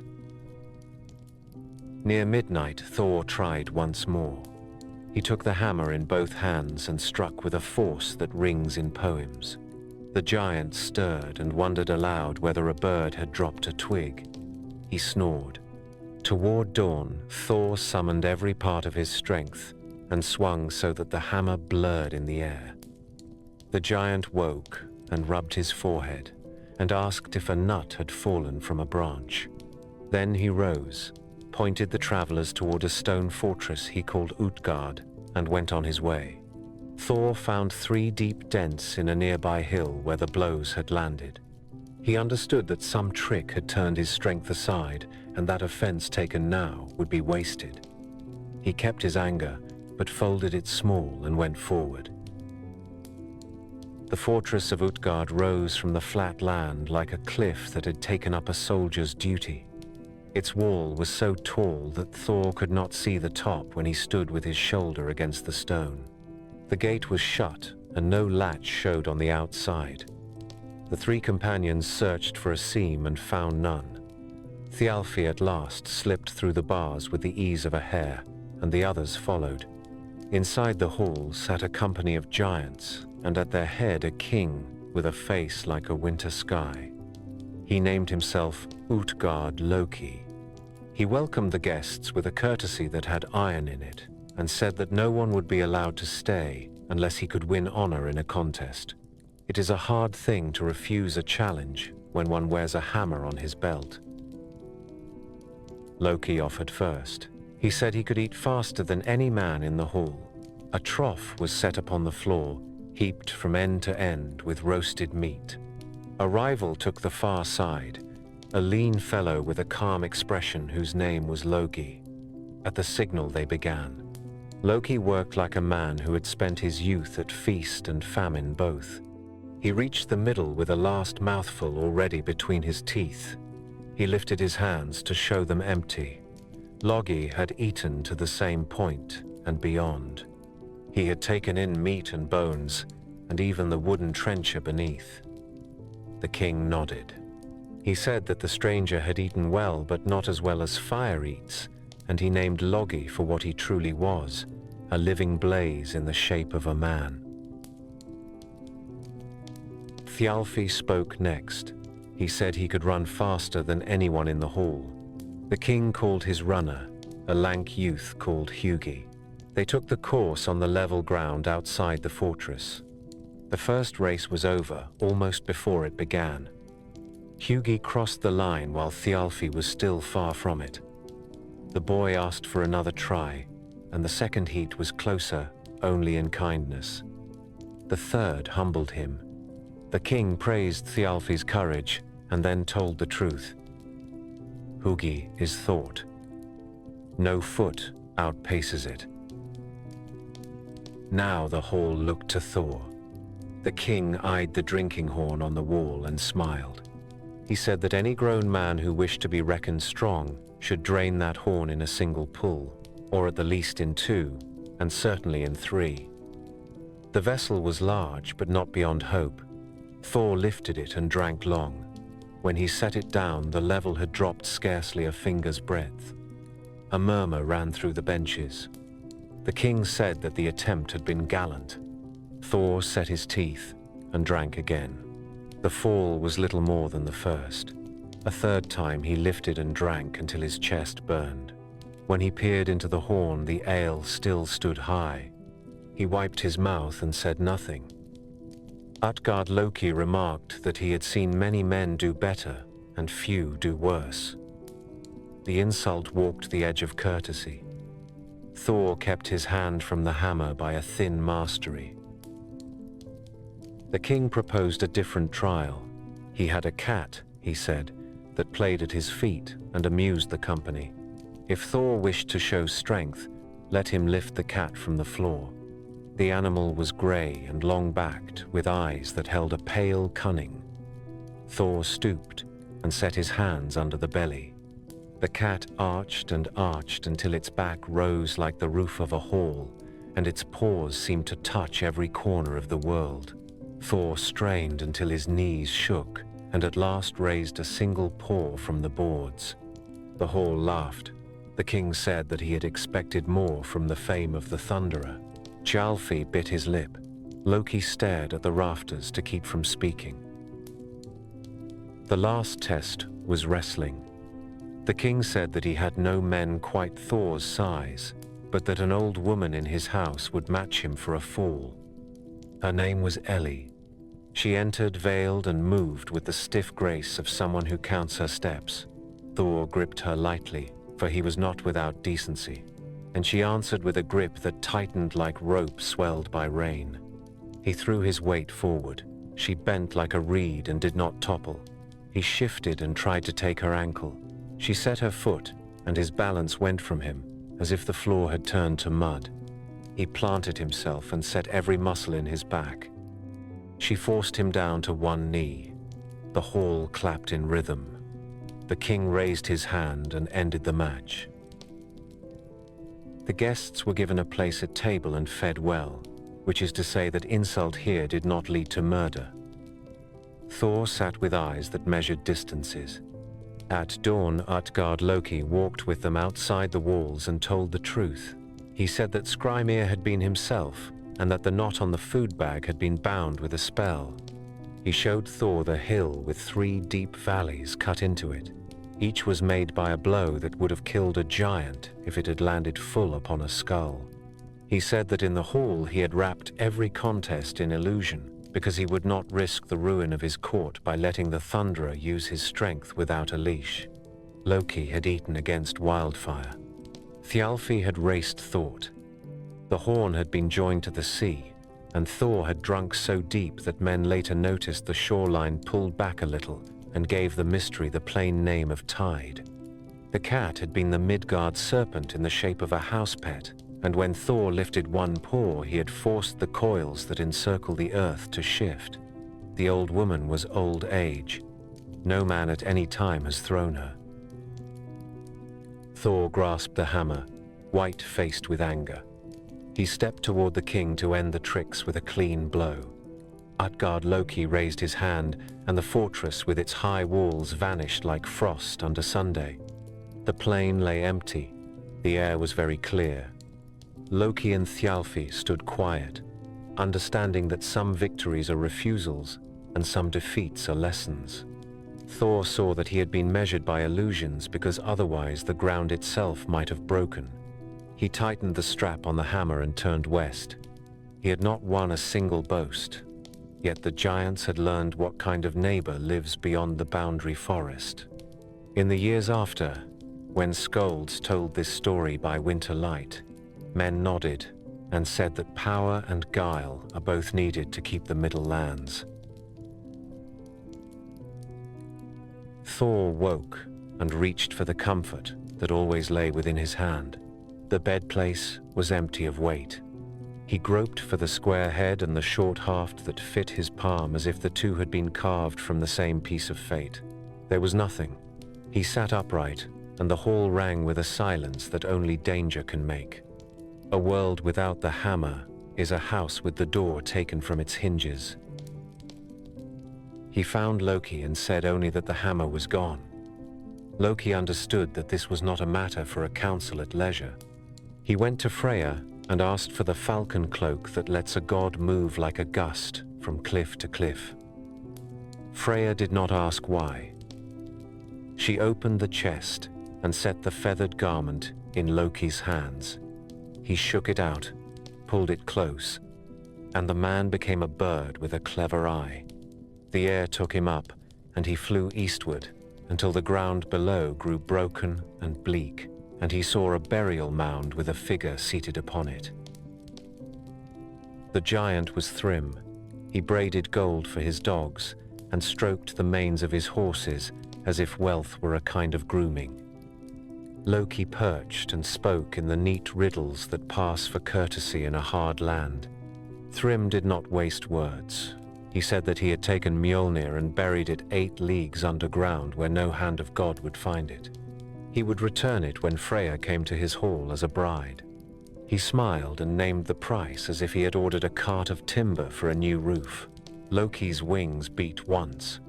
He turned in the air and went for Asgard like a spark for dry tinder. When Thor heard, he did not answer with a line of poetry. He went to Freya and told her what the giant demanded. She did not pretend to consider. Brisingamen trembled on her breast, and the anger that lifts a sea filled the room. She refused with a force that sent the floorboards to talking. The gods met then in council and sat heavy on their benches. Disaster sat with them. There is wit in Asgard, but not enough wit to meet a world without the hammer. Heimdall spoke, whose sight looks along futures with a steadiness men rarely match. He said that there was a way. Dress Thor as the bride. Place the keys of a married woman at his belt. Lay Brisingamen on his chest. pull a high veil across his face and set him beside a maid who can talk fast. Loki said that he would be the maid. Thor grimaced and said that the halls would never finish talking if he wore a bridal veil. Loki answered that the halls would have no one to talk in them at all if Mjolnir did not come home. The company agreed. There was no second plan. They dressed him with care. The goddess Freya lent the necklace. The women of Asgard brought brooches and rings enough to soften even a frame that had thrown down mountains. They hung a ring of keys at the girdle, the sign of a matron whose house is large. They drew the veil close and shaded the eyes that blaze like forge fire. Loki put on a maid's dress and tucked a knife in the folds, because even handmaids should have resources in strange houses. They led the pair to the yard where the goat chariot waited. The wheels rattled and the sky hardened as they crossed from the known to the borderlands. Thrym's hall was high and raw-edged. He came out to meet his treasure with a grin that had counted all its teeth. He called for benches and meat and a feast to crown the bargain that would give him both a goddess and the hammer that blesses a house and a birth and a burial. The giants carried in an ox roasted whole and fish on great platters and vats of mead that smelled of clover and iron. The bride sat with her veil in place and began to eat.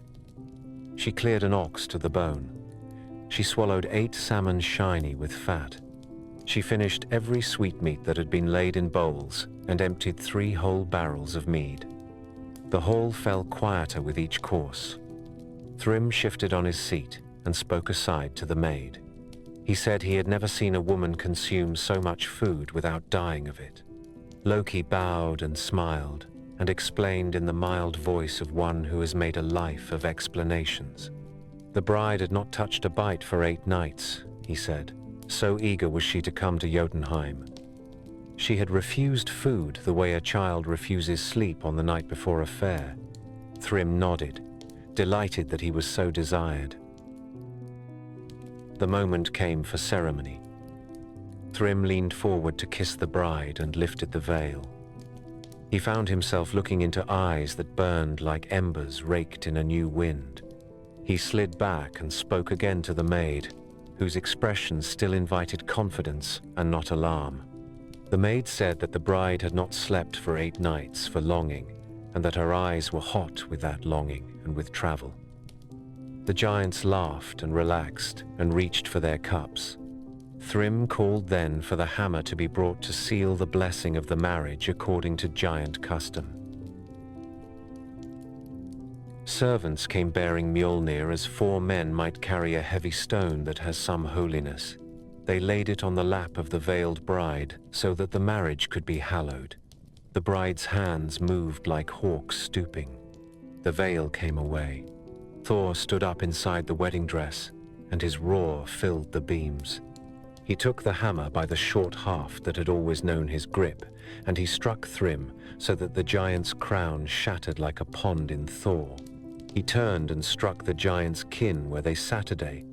The sister of Thrym had asked for gold from the bride as a mourning gift, and Thor gave her what his hands provide. The hall emptied of life in a rush of broken cups and falling benches.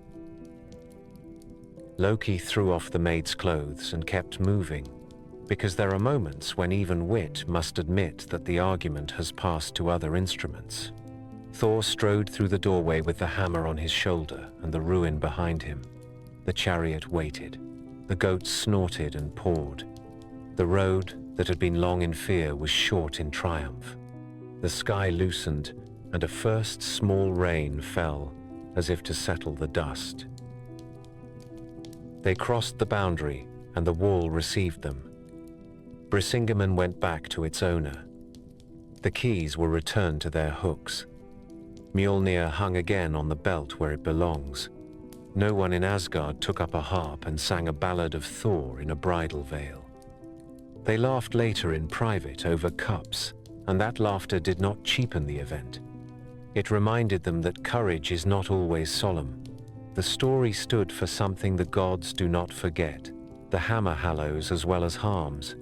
It blesses a bed and a threshold and a child in the arms of a mother. When Thrym asked for the hammer as a wedding pledge, he showed that even giants understand its sanctity, though they would twist it to their own gain. The old poem that keeps this tale likes a good joke, but it does not miss the doctrine behind the laughter. It shows that Loki's cunning belongs to order when it is called to the work of restoration. It shows that Thor's appetite and strength are the twin engines that keep the middle world safe. It shows that a hall loses its ease when its central tool is missing, and that the return of that tool restores more than safety. It restores the ability to bless.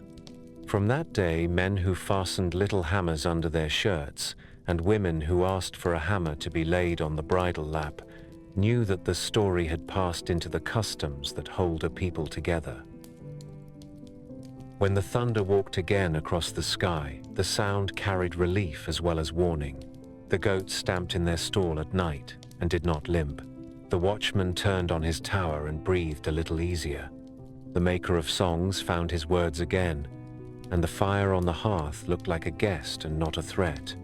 Asgard slept a first easy sleep, and in the morning Thor stood in the yard and turned the hammer over in his hand as if to remind it and himself that they were one thing. Loki's place among the gods was always a contested seat. He had sworn brotherhood with Odin and drank the pledge that binds one life to another, yet his blood runs from the house of giants. His father is called Farboti, his mother Laufey or Nal, and in his company mischief walks as an equal to brilliance. Among the women of the far forest called Ironwood, he kept a bond with Angrboda, whose name speaks of sorrow brought near.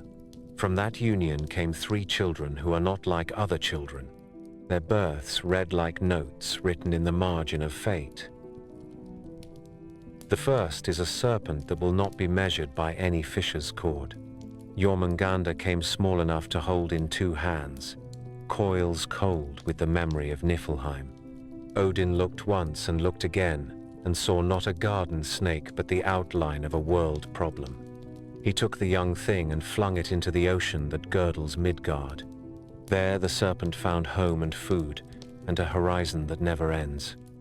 It grew long and older and clever, and in time its body stretched around the earth until its snout met its own tail. The sea rose and fell with that slow breathing. Men who fish the deep sometimes speak of a white eye far below their keels, and are careful afterward with oaths. In songs that sailors favor, there is a line about a hammer lifted in a boat and an ox head used for bait. That day lies ahead. For now, it is enough to know that the world serpent has taken its station and that the sea knows its weight. The second child is a wolf born with a king's shoulders. They named him Fenrir, and also Fenris Wolf, and Hrodvitnir in older lists. His paws were too large for youth, and his appetite had no ceiling. The Aesir did not at first slay him. They judged that a foe kept in sight is safer than a foe raised in secret, and they thought to tame him with kindness and close watch. Only Tyr found courage enough to feed him daily. He brought meat in both hands and learned the sound of Fenrir's breath when patience wore thin. The wolf grew as if each rib were a season, and each season doubled. Old prophecies muttered by wise women said that the wolf would break bonds no smith could make, and that his wide mouth would one day close upon the highest god. Around that kennel the air felt strained like a bowstring. The gods did not speak of the day to come. They counted food and sharpened their minds. The third child is a girl whose body tells 2 truths. Hel is her name. One side of her is living and fair. The other is blue-black as a winter bruise and still as a churchyard.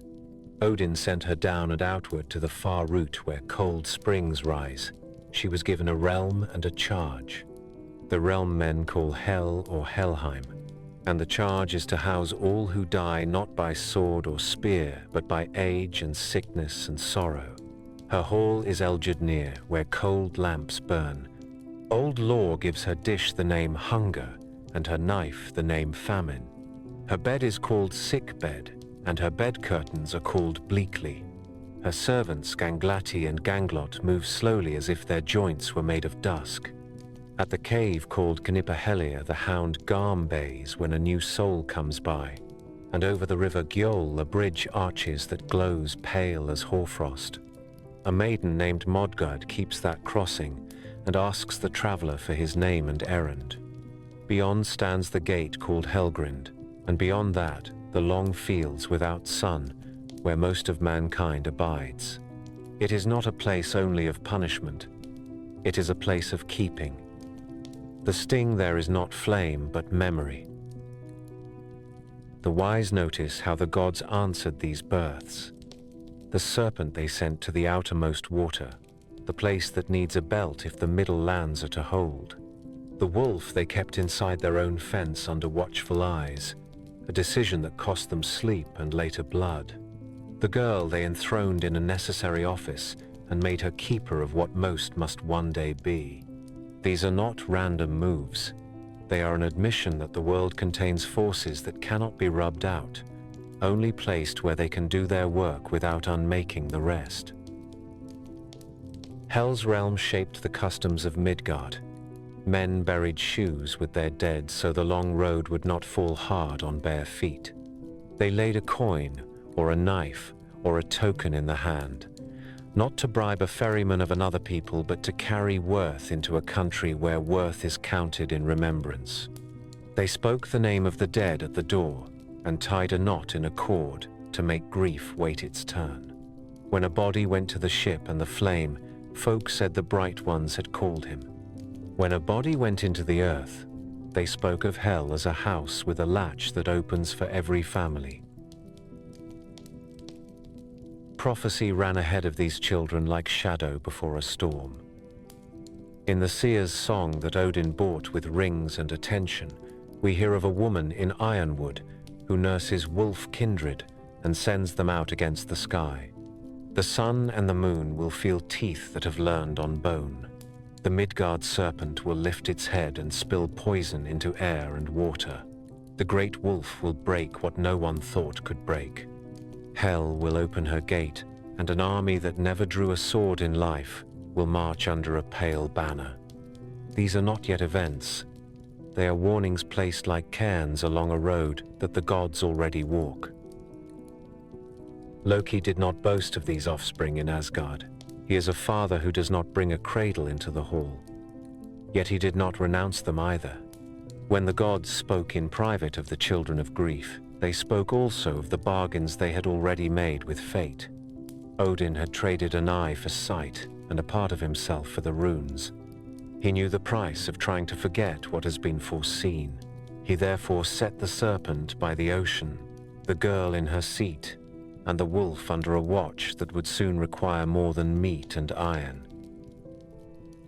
There is a grave tidiness in this arrangement. The sea has its master coil. The underworld has its queen who keeps the house with stern fairness.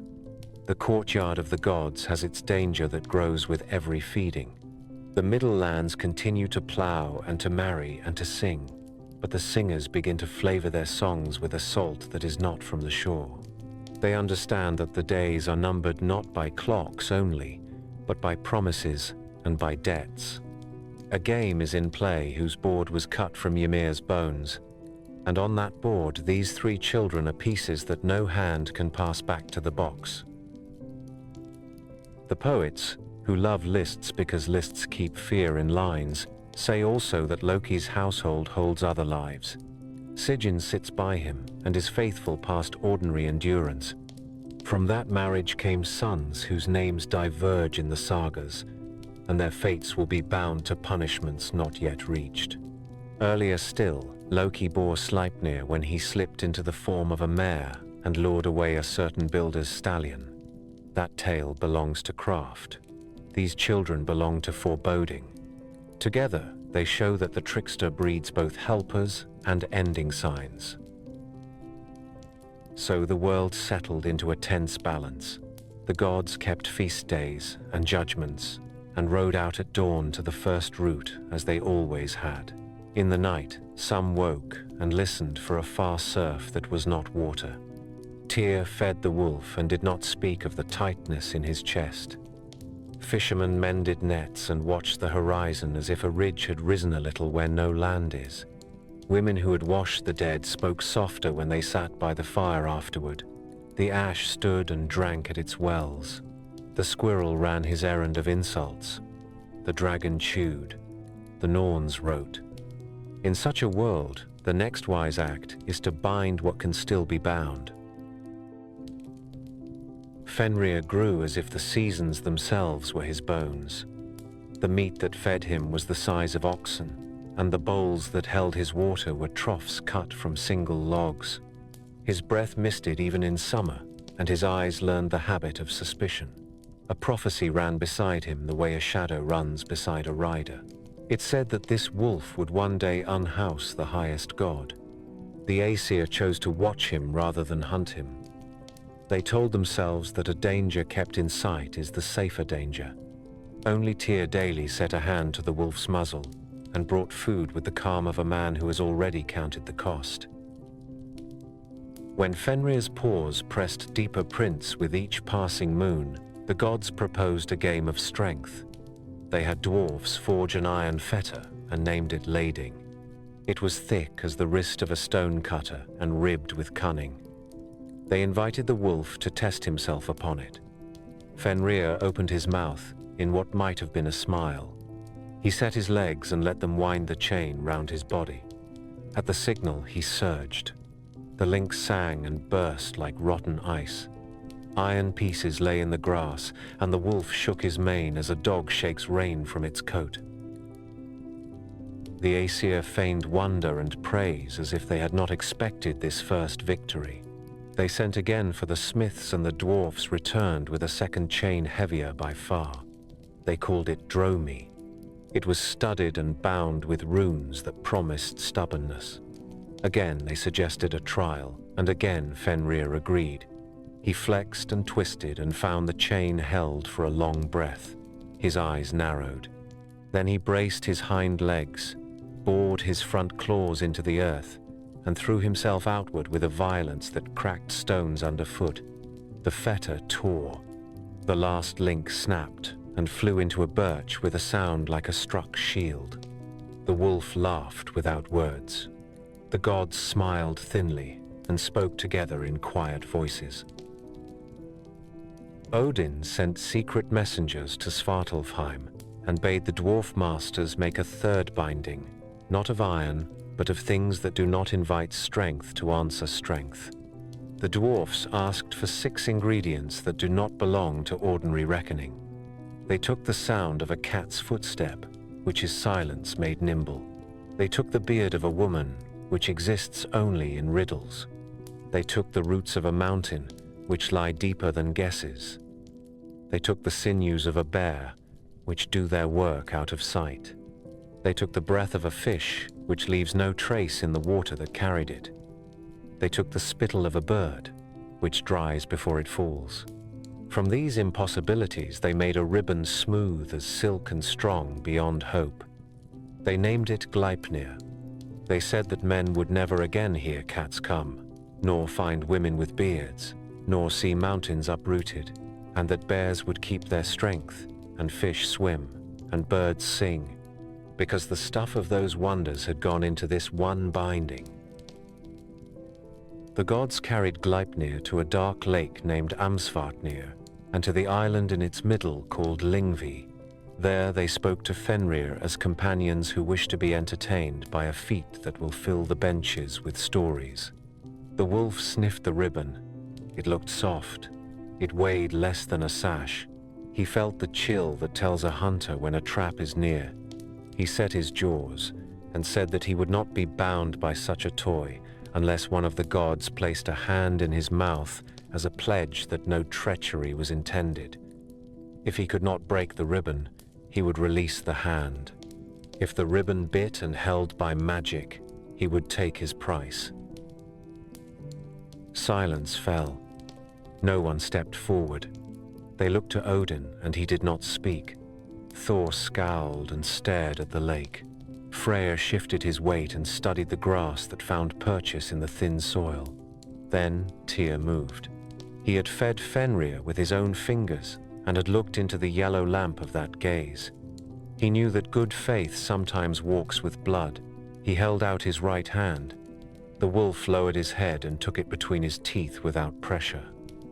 The other gods wrapped Gleipnir around the legs and shoulders and neck of the beast.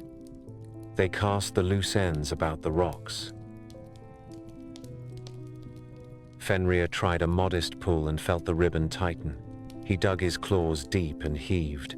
He snapped and writhed and swelled in rage until the island trembled, but Gleipnir only grew more smooth and more fast. He lay panting at last, and understood that he had been trapped by a thing that did not show strength on its face. His eyes went to Tyr. The god did not draw away. He did not beg. He set his jaw. Fenrir clamped down. The hand came away at the wrist and fell into the heather like a small white stone. They anchored the fetter with a chain called Gelgir to the rock called Geol, and from there to a great boulder named Thwiti, so that no quick mischief could unmake what the dwarfs had made with a long art. They thrust a sword into the wolf's open mouth to hold the jaws apart.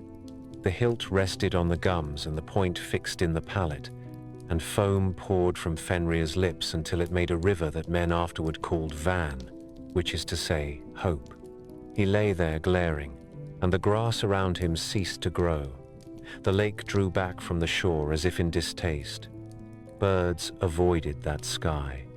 Only Tyr looked on him without flinching, for Tyr had already paid and had kept the bargain for all.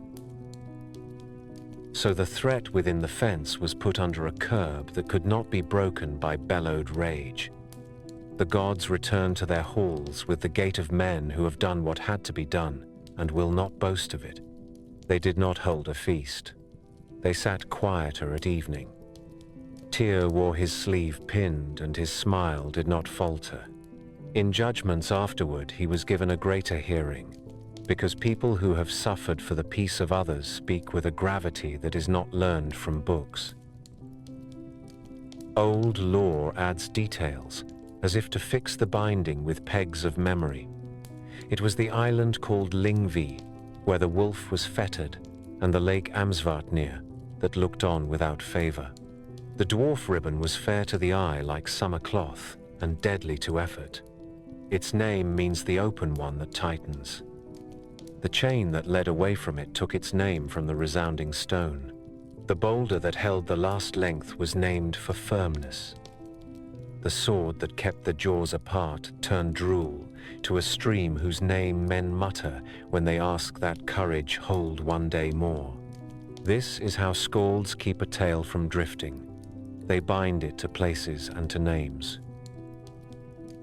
The wolf learned and waited. He lay in the heather and watched the clouds move, and his eyes counted years with more patience than any shepherd. He knew that he had not lost only because the gods were cunning. He had lost because he himself had asked for a pledge, and one god had given it without flinching. Such lessons are bitter. Such lessons grow teeth. In the visions that the seeress sold for a high price, there is a passage that says the bonds will one day fall away as if they had been rope cut with a single stroke. The wolf will stand and open his mouth so wide that the lower jaw drags the ground and the upper jaw touches the sky.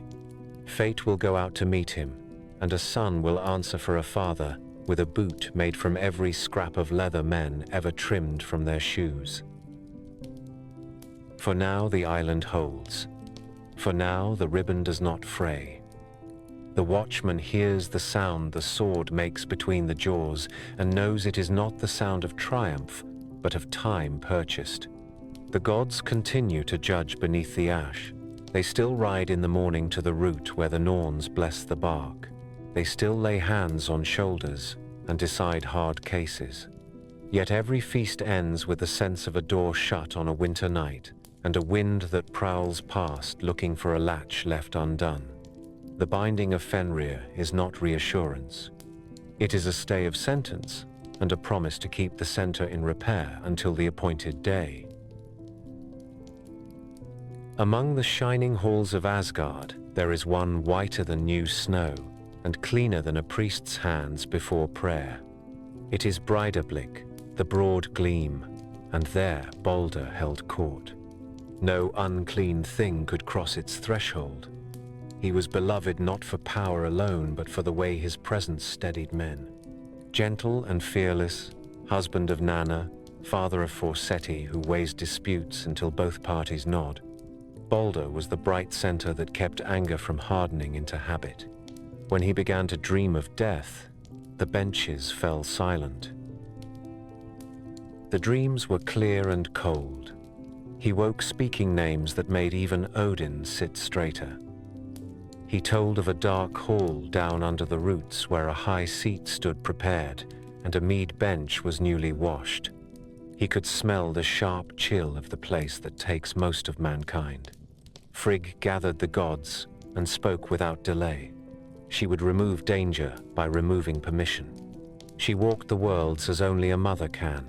She took oaths from fire and from water, from iron and from every metal that remembers the forge, from stone and from earth, from illness and from poison, from beasts that go on foot and from birds that go on wing, from trees and vines and every creeping thing. Each swore to do Balder no harm. When she returned to Fensalir and told what she had done, a weight left the room. The success bred a kind of play. In the field before the hall, the gods made sport of their own safety. They set Balder at the center and cast at him to prove the world had bound itself for love of him.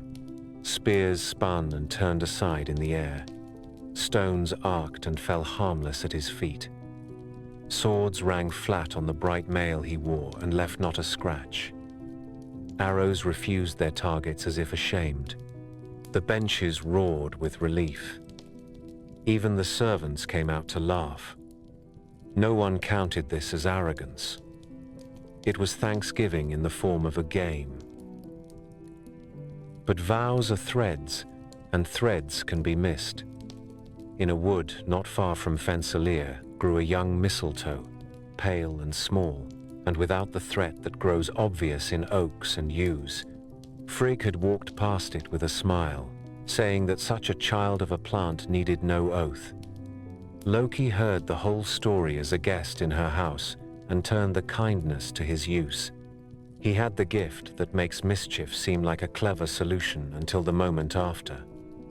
He took the shape of an old woman with a shawl drawn close and sat near Frigg's seat, as women do when the house is busy. He asked in a mild voice whether every creature and thing had sworn. Frigg answered that all had promised, except a little mistletoe that was too young to frighten anyone. Loki thanked her for the story with a nod as small as a pin, and went out with his head bowed as if in sympathy. He found the plant on a north-facing trunk and cut it with a careful hand. In his fingers, it hardened from twig to dart. He polished the point on his sleeve and looked for a place to spend it. That day the assembly was at its game again.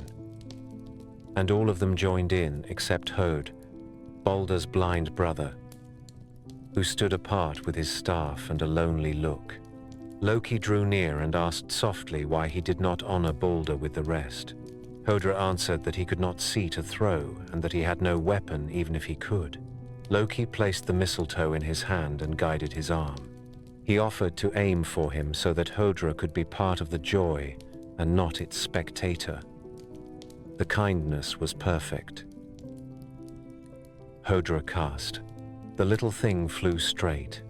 It struck Balder in the breast and went into him as if it had been hunger. He fell as a tree falls when the axe has bitten deeper than the woodcutter guessed. The field stopped breathing.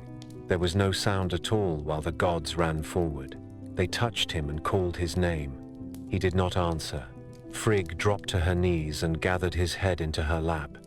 Odin stood with his jaw set and his eye as empty as a winter sky. Thor gripped the hammer until the short haft creaked.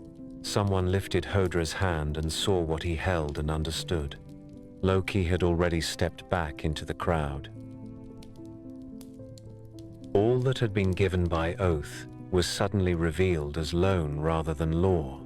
The sun seemed to hesitate in its course. Men later said that day was shorter, and the next night had too much of it. The hall lights guttered and were lit again, and still there was not enough brightness. Nanna stood beside her husband, and her face changed with the change that has only one cause. For Seti, who had always spoken softly and made peace with a word, said nothing at all. In the midst of grief, a will rose. The gods would not let this end be the last word. There were ways to bargain with Hel, whose office is keeping, not cruelty. To bargain, one must go, and to go, one must know the road. Before any embassy could be sent, the rites of honor had to be set in motion. Odin bent and whispered something into the ear of his dead son, words no one else heard and no poet claims to know. Then the company of the High Ones turned to the work that customs require when a light has been put out. The old songs say the earth itself shivered then, and that dreams of a threefold winter ran like frost across the minds of seers. Whether that is true or merely neat craft by later skalds, the truth is heavy enough without ornament. A life that steadied others was gone through a fault so small that a mother had walked past it without worry, and through a malice so clever that it borrowed the hands of a blind man to do its work. The bright age tilted. They bore Balder to his ship, Hringhorni, the largest that ever tasted salt. It rested hauled high upon rollers and would not stir for any hand. Messengers rode for Hyrrokin, a giantess who keeps her dwelling in the deep forests beyond all farms. She came riding a wolf with vipers for reins. She leaped from the saddle, took hold of the prow, and pushed once. The ship shot forward so fiercely that the rollers sparked and the earth trembled. Thor lifted his hammer to strike her for that affront, but the gods set their hands on his arm and spoke him back from rage. They laid Balder upon the deck with solemn order. Nanna, his wife, saw the body, and grief went through her like winter through an orchard. She fell, and her spirit went out of her. They set her beside her husband upon the ship. Odin came and laid on the pyre Draupnir, the ring that drops 8 bright copies on the 9th night, as a gift to his son beyond the breath of wind. Frigg sent tokens for Hel's queen to soften the welcome. Freyr led forth the stallion that had carried Balder in peace times, and they placed it on the ship with saddle and harness. Thor hallowed the pyre with the hammer so that the passage would be lawful. A dwarf named Lit ran before his feet. In the heat of sorrow, Thor kicked him into the blaze, and the dwarf perished. Torches found the pitch. Hringhorni went out onto the water burning, and a black line of smoke drew itself across the day. That was the farewell of Asgard to its brightest. There remained the matter of ransom. Hermod, the swift of Odin's sons, asked for Sleipnir. He mounted the grey horse who runs as easily over sea as over field and set out. 9 nights he rode through vales where nothing grows, and across slopes where light seems a rumor. On the 10th he came to the river Gjoll, roofed by a sky that does not warm. A bridge arched there that glowed pale.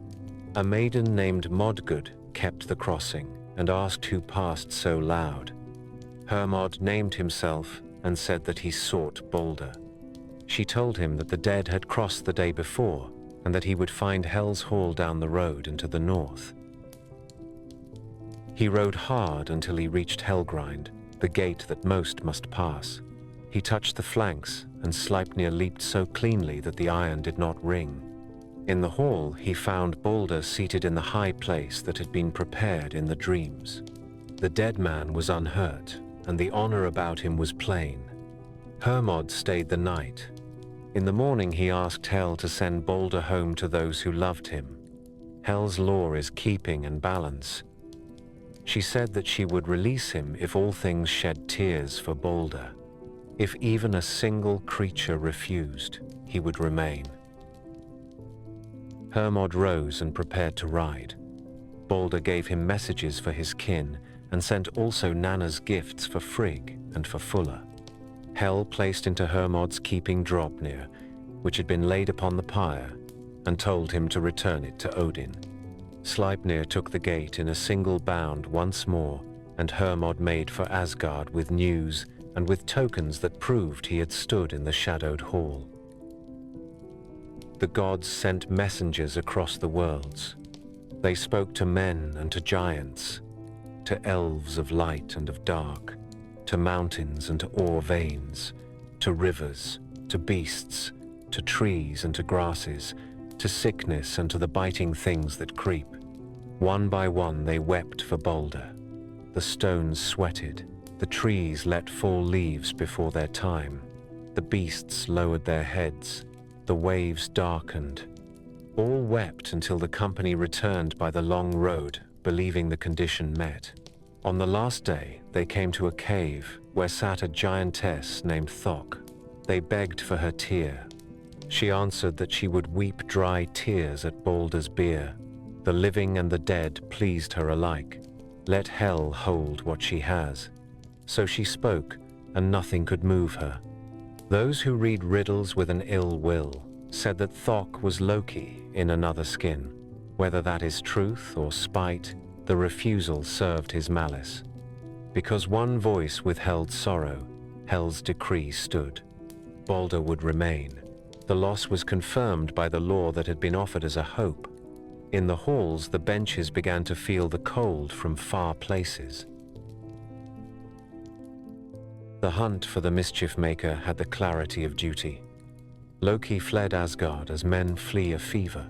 He made himself a house on a lonely mountain with 4 doors, so that he could look out in every direction. By day he hid as a salmon in a pool that lay near the foot of the cliff.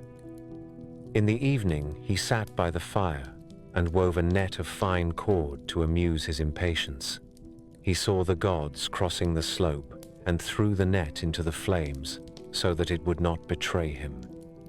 They entered the house and found the ash outlines of a tool they did not know. Kvasir studied the shape and understood what hand had made it. They plaited a net from the ash that was not yet cold and went down to the river. They cast above the pool and walked in a line, drawing the mesh through the water. The fish was clever and dived under the net and lay in the gravel. They weighted the lead line and cast again. The fish sprang for the sea. Thor waded out and stood below the cataract with his hands. The salmon passed, and Thor gripped the tail. The fish writhed and almost slipped the hold, but the grip was too sure. That is why salmon are narrow at the tail. They brought Loki out of the river and stripped him of disguise. They bound him and took him to a cave steep with shadows. There they set the punishment that the story remembers whenever the ground moves underfoot. They took his sons. One was named Nafi, and one was named Vali. They turned Vali into a wolf. He tore his brother in a frenzy, and the gods took the entrails of Nafi and used them for cords. They bound Loki to 3 stones, one under shoulders, one under loins, one under knees. And when the cords hardened, they became like iron. Skadi came and took a venomous snake and fixed it above his face so that the drops would fall on his brow. Sigyn, his wife, came and sat and held a bowl to catch the poison. When the bowl fills, she must rise to pour it away, and in those moments the drops strike. The pain is so sharp that Loki twists and the whole earth shudders. This is the beginning of earthquakes in the lore of the North. So Loki remained.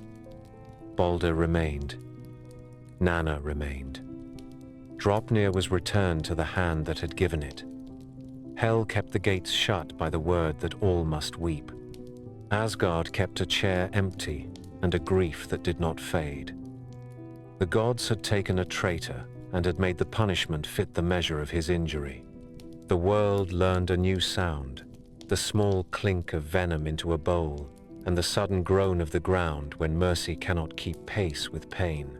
Prophecy grew louder in the minds of those who listen. A river of delay had been purchased, but the sea that waited beyond it still existed. After Baldur's Pyre, and after the binding of Loki, the world began to lean toward its ending. The omens did not shout at first. They gathered. The ash groaned more often, and the Norns poured their white water with a gravity that made even gods fall quiet as they entered the council field.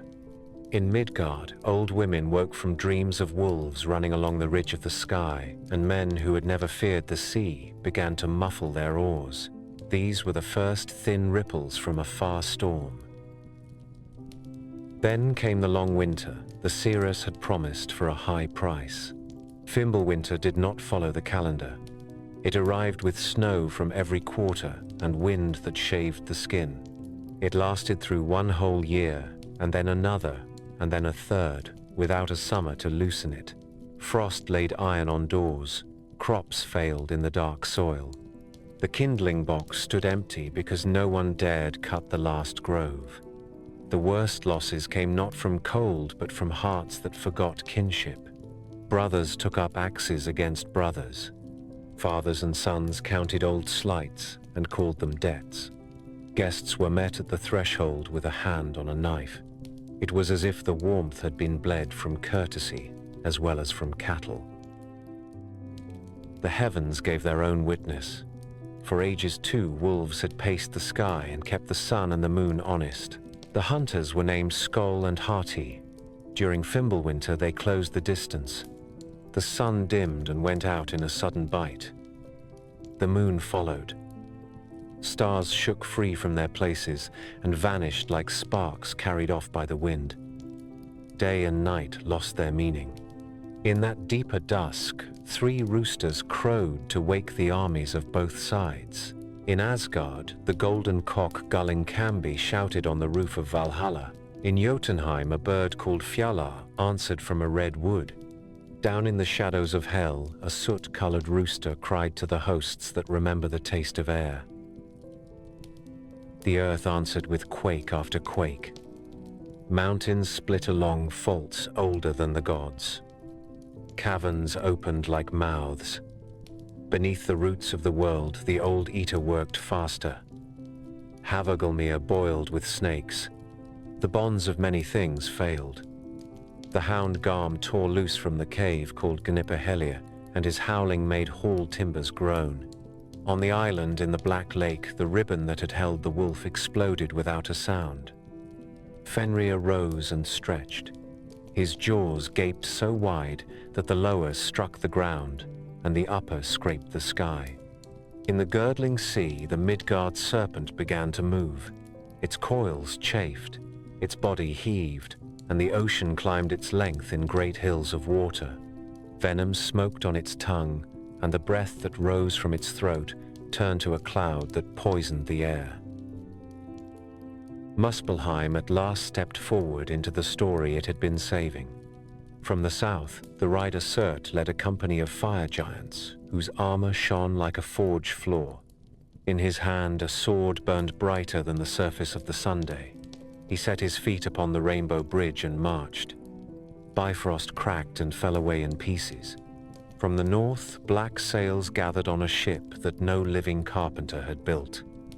It was Naglfar, the nail ship made in hell from the parings of the dead. From that shore, Hrym came at the helm, though other poets sing that Loki took the steering oar and piloted the vessel through fields of ice. The point is not the argument, but the army. Every plank creaked with the weight of those whom hell had kept. Along other roads, those same dead marched overland behind Loki with faces white and unsmiling. The giants from Stone Country left their citadels. The frost that had been their ally now served as bridge and banner. Trollkind, Wolfkind, and hosts from the Rim came to a place long named for this meeting. Yggdrasil shook to its crown. The eagle that watches from the highest bough screamed. The 4 stags stamped and tore at bark. Down among the roots, Nidhogg tore and tore as if he could drag the tree into the dark by hunger alone. dwarfs stood in their doorways and moaned in the language of stone. In Valhalla benches rattled, and spears in their racks beat together like hail on a roof. The Einherjar, who had practiced each day and died each evening to be whole again, rose with their shields. Valkyries tightened the buckles on their horses. In the watchtower by the end of the broken bridge, Heimdall lifted the horn no one wants to hear and put it to his mouth. The note that went out was as old as the ash and as clear as first water on rock. It traveled all the roads that bind the realms. Every being understood. Odin made one last visit to council. He rode Sleipnir to Mimir's well and bent his head over the water where his eye looks back at him from the deep.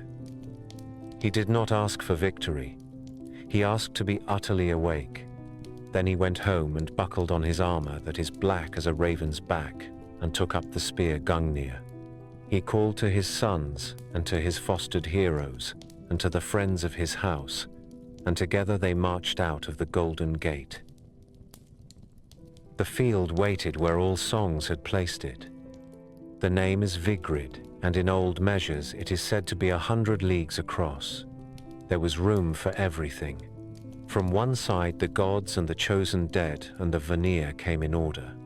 From the other side, the fire from the south, the frost from the north, the ocean carried anger from the rim, the serpent lifted rings the size of hills, and the wolf trod a path that killed grass with every step. The air was so saturated with omen that even the bravest kept their voices low. Some stories tell that before the ranks collided, a final sign caught the eye of the living. In the new world of shadow, a hall appeared that few had seen. Light spilled from the doors of a place called Gimel, a promise made long ago. It did not halt the battle. It was a lantern held up to a road already chosen. On the other horizon, a hall roofed in serpents showed its teeth and poison rained from the rafters. This too was a sign of what comes of oaths broken without shame. Between promise and refusal, the hosts advanced. The last arrangements were made in moments that felt like days. Tyr tested the strap on the stump of his right arm and smiled in a way that steady men understand. Freyr stood without his good sword and took up a horned weapon fit for a huntsman. Thor weighed the hammer and drew in a breath like a man who has set his feet on rock.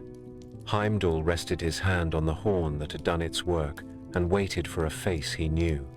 Vidar stood apart silent and looked at his boot where leather cuttings had been sewn through ages into a shoe that is more fate than garment. Honir cast lots and read what he already suspected. Frigg looked toward a shadow that was once a child and said nothing that anyone could hear. It is right that the saga pauses here. The reckoning is upon them. The pieces stand as the poets placed them after long memory and careful talk. The winter has done its work. The hunters have eaten the lights of the sky. The dead have left their quiet, and the living have left their halls. The tree shakes from root to crown, and the horn's note still lingers on the edges of hearing. Now all that remains is the clash that ends an age and begins the tale that follows it. Ranks met on the plain that old verses measure at 100 leagues. A cold light lay on mail and on antlers fixed to helmets. From one side came the Aesir and Vanir with the Einherjar, the chosen dead who had trained each noon for this hour. From the other came frost and fire, stone and serpent, wolf and the restless hosts from hell. The ash shivered above them and the ground answered with a dull sound like a drum buried under turf. Odin rode first with ravens wheeling and wolves at his stirrups. Gungnir leveled in his hand and the point marked a straight line to the widest mouth in any song. Fenrir loomed, mane bristling with sparks from the broken bridge and eyes like winter stars. The spear flew. The wolf came through it, and the shaft shattered.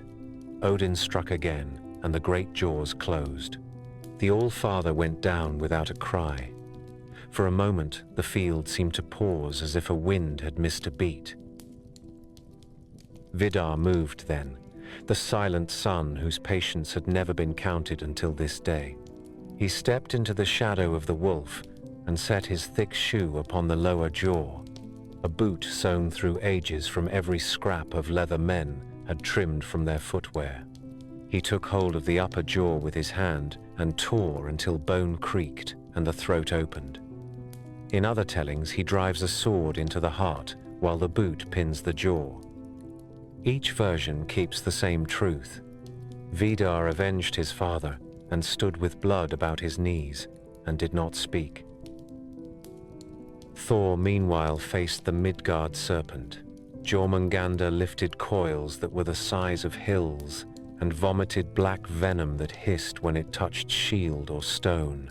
Thunder walked with the hammer. The sky shook.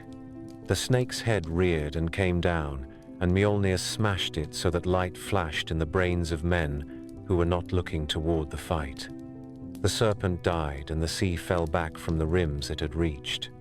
Thor took 9 steps on a ground that turned strange underfoot, and his face whitened with the poison that had entered him. He fell with his hands still on the short haft, and the hammer lay quiet beside him, as if it, too, understood the cost. Tyr met the hound that had broken from Gnipperhellir. Garm's coat was spiked with frost, and its breath burned like fever. They closed and tore. The god who had once given his right hand for a promise now gave the rest for the keeping of the field. Garm fell and Tyr fell.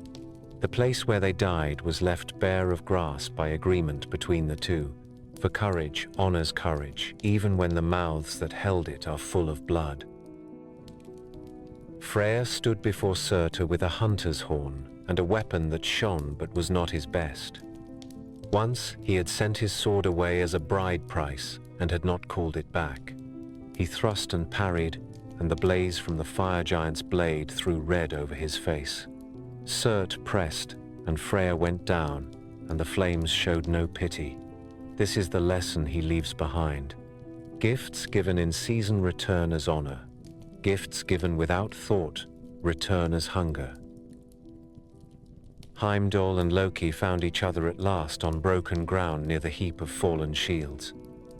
The watchman had blown his horn, and the sound still rang in the bones of men. The trickster had slipped his bonds when the earth shook, and had led the dead with a calm face that did not belong to a friend. They closed, and the clash looked small beside wolf and serpent and sword of the south, yet the tale insists on it. They wounded each other deeply, and each fell. Silence closed over their quarrel, and the field moved on. Njord had gone back to Vanaheim at the first sign that the age was turning. Freya took her share of the slain to Folkvang, and did not count faces only, but deeds and the grace with which duty had been borne. Hoenir cast lots and foresaw enough to keep his footing where many slipped. Frigg watched, and if any word left her mouth, the wind took it at once. Over all this, Surt swung his blade. Fire leaped like a pack slipping leashes. The plain became a long ember. The sky split and fell away like old bark from a tree. Mountains cracked. Rivers boiled. The pillars of the world gave way, and the seas ran over the edges of the story. Bifrost had already failed, and now the boardsmen had walked since the first winter came apart. Dwarfs groaned in stone doorways, and the stone began to flow. At the ash, the eagles screamed, and the dragon at the root bit, and sap ran like grief. The crown burned, and the trunk smoked, and the leaves curled. The 3 women at the well did not lift their bowls again, for there was no bark left to mend. To the north, Naglfar cut a line across the last waters and ran aground on a shore that had forgotten its name. Hrym stood at the prow and saw a fire that was no sunrise. In the south, the sword of Surt swelled until it filled the firmament as far as a man can see with eyes closed. The last cries ended, and heat took the rest, and the wind rose once, and then there was no wind. Old stanzas add a bitter close. Nidhogg came flying from the dark with dead men in his claws and a stain upon his teeth, and found nothing living to fear him. The world sank. The waves folded it and smoothed it, and the stars that had fallen lay cold in a night that had no room for maps. That is how the poets end the age. They do not blink or soften. They say simply that all that could burn burned, and all that could drown drowned, and the great game in the old house was finished. Yet within the smoke and the sea there remained a promise that had not been spent. A hall of light had shown itself to men who still breathed, and a word had gone out that not every seed dies under ash. The final work of Surtur was also a clearing. The last sound was not a scream, but a long hiss as water met iron. In that quiet, something like a breath gathered, so the elder singers say, and the dark remembered dawn. Smoke thinned. Ash settled on a sea as calm as a held breath. From that quiet, a green lifted its head. Grass crept first, a pale film on slopes that had been cinders. Then birch and rowan pricked the ground with hopeful stems. Rivers ran again, clear this time, and their sound did not carry fear. Over a westward ridge, an eagle rode the spray of a fall and searched the pools as it had done in the days before men remembered counting. The world had ended with fire and flood, and yet the same old world, washed and sharpened, began to speak. The sun rose again, not the old sun that had been hunted down by a wolf, but her daughter, equally bright, who took her mother's path. Poets say that Sol had hidden the child before the chase was won, and that when the sky reopened, the young one stepped forward with a calm step, and the chariot remembered how to move. Day returned without apology. Night returned with a kinder face. Time found its measure, as if it had been a lost livestock bell, and now rang again from a familiar neck. On a hill whose name had survived, the burning Idavol survivors gathered. They were not many, but they were enough. Vidar came from the place where the wolf had died, and his boot was heavy with a deed that will never be retold without a held breath. Vali stood with him, the son who had been born for vengeance, and had fulfilled it cleanly. Modi and Magni arrived leading Thor's goats, and carrying the hammer that had outlived venom and thunder. They had found Mjolnir on the quiet field where its owner fell, and now the tool held the weight of two futures rather than one. Hoenir came slow and grave, a staff in his hand, and those who watched him said that he still heard hints from far water. From the ways of shadow came Balder and Hodra together, reconciled at last, released when the old law loosened with the breaking of almost everything else. The sight of those brothers standing shoulder to shoulder steadied the air. They looked upon the field where once they had set the benches of their councils, and they smiled as men smile when they step back into a house after a hard winter's absence. In the grass, they found bright pieces, the golden game tokens of the first days. No one had buried them. Time had misplaced them.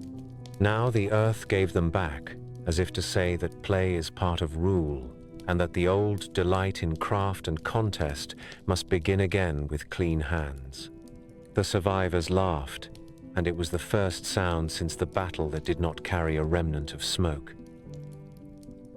The land itself promised better behavior. Fields bore without plough, ears of grain filled without a scythe worrying their necks. Fish moved in rivers as if the past had been a fever dream. Wind came in from sea with the smell of salt and not of ash. The harsher corners of the old world were not erased, but they seemed less eager to prove a point. A man could walk from wood to meadow and not look over his shoulder at every third step. Out beyond men and gods, a small story had kept itself safe. In a thicket called Hodmimis Holt, a pair of humans had hidden while the sword of Surt scorched and the sea rose. They were Lif and Lifthrasir. Their names speak of life and the one who clings to life. Morning dew fed them when there was nothing else to eat.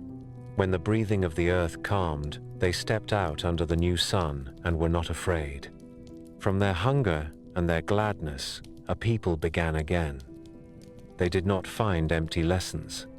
They found berries and a stream and a place to make a fire that would be watched more carefully than the fires of former days. The halls of the afterworld arranged themselves anew.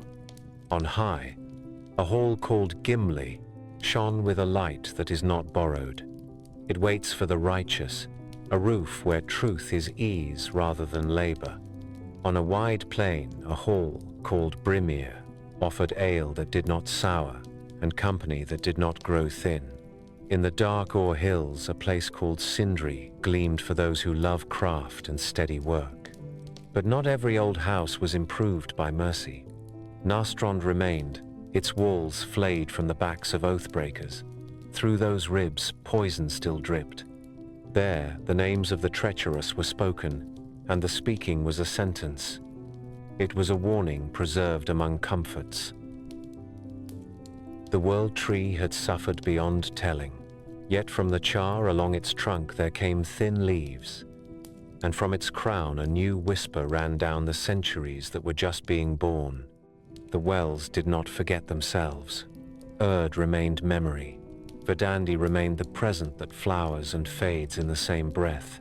Skuld remained the dew that comes on quiet feet.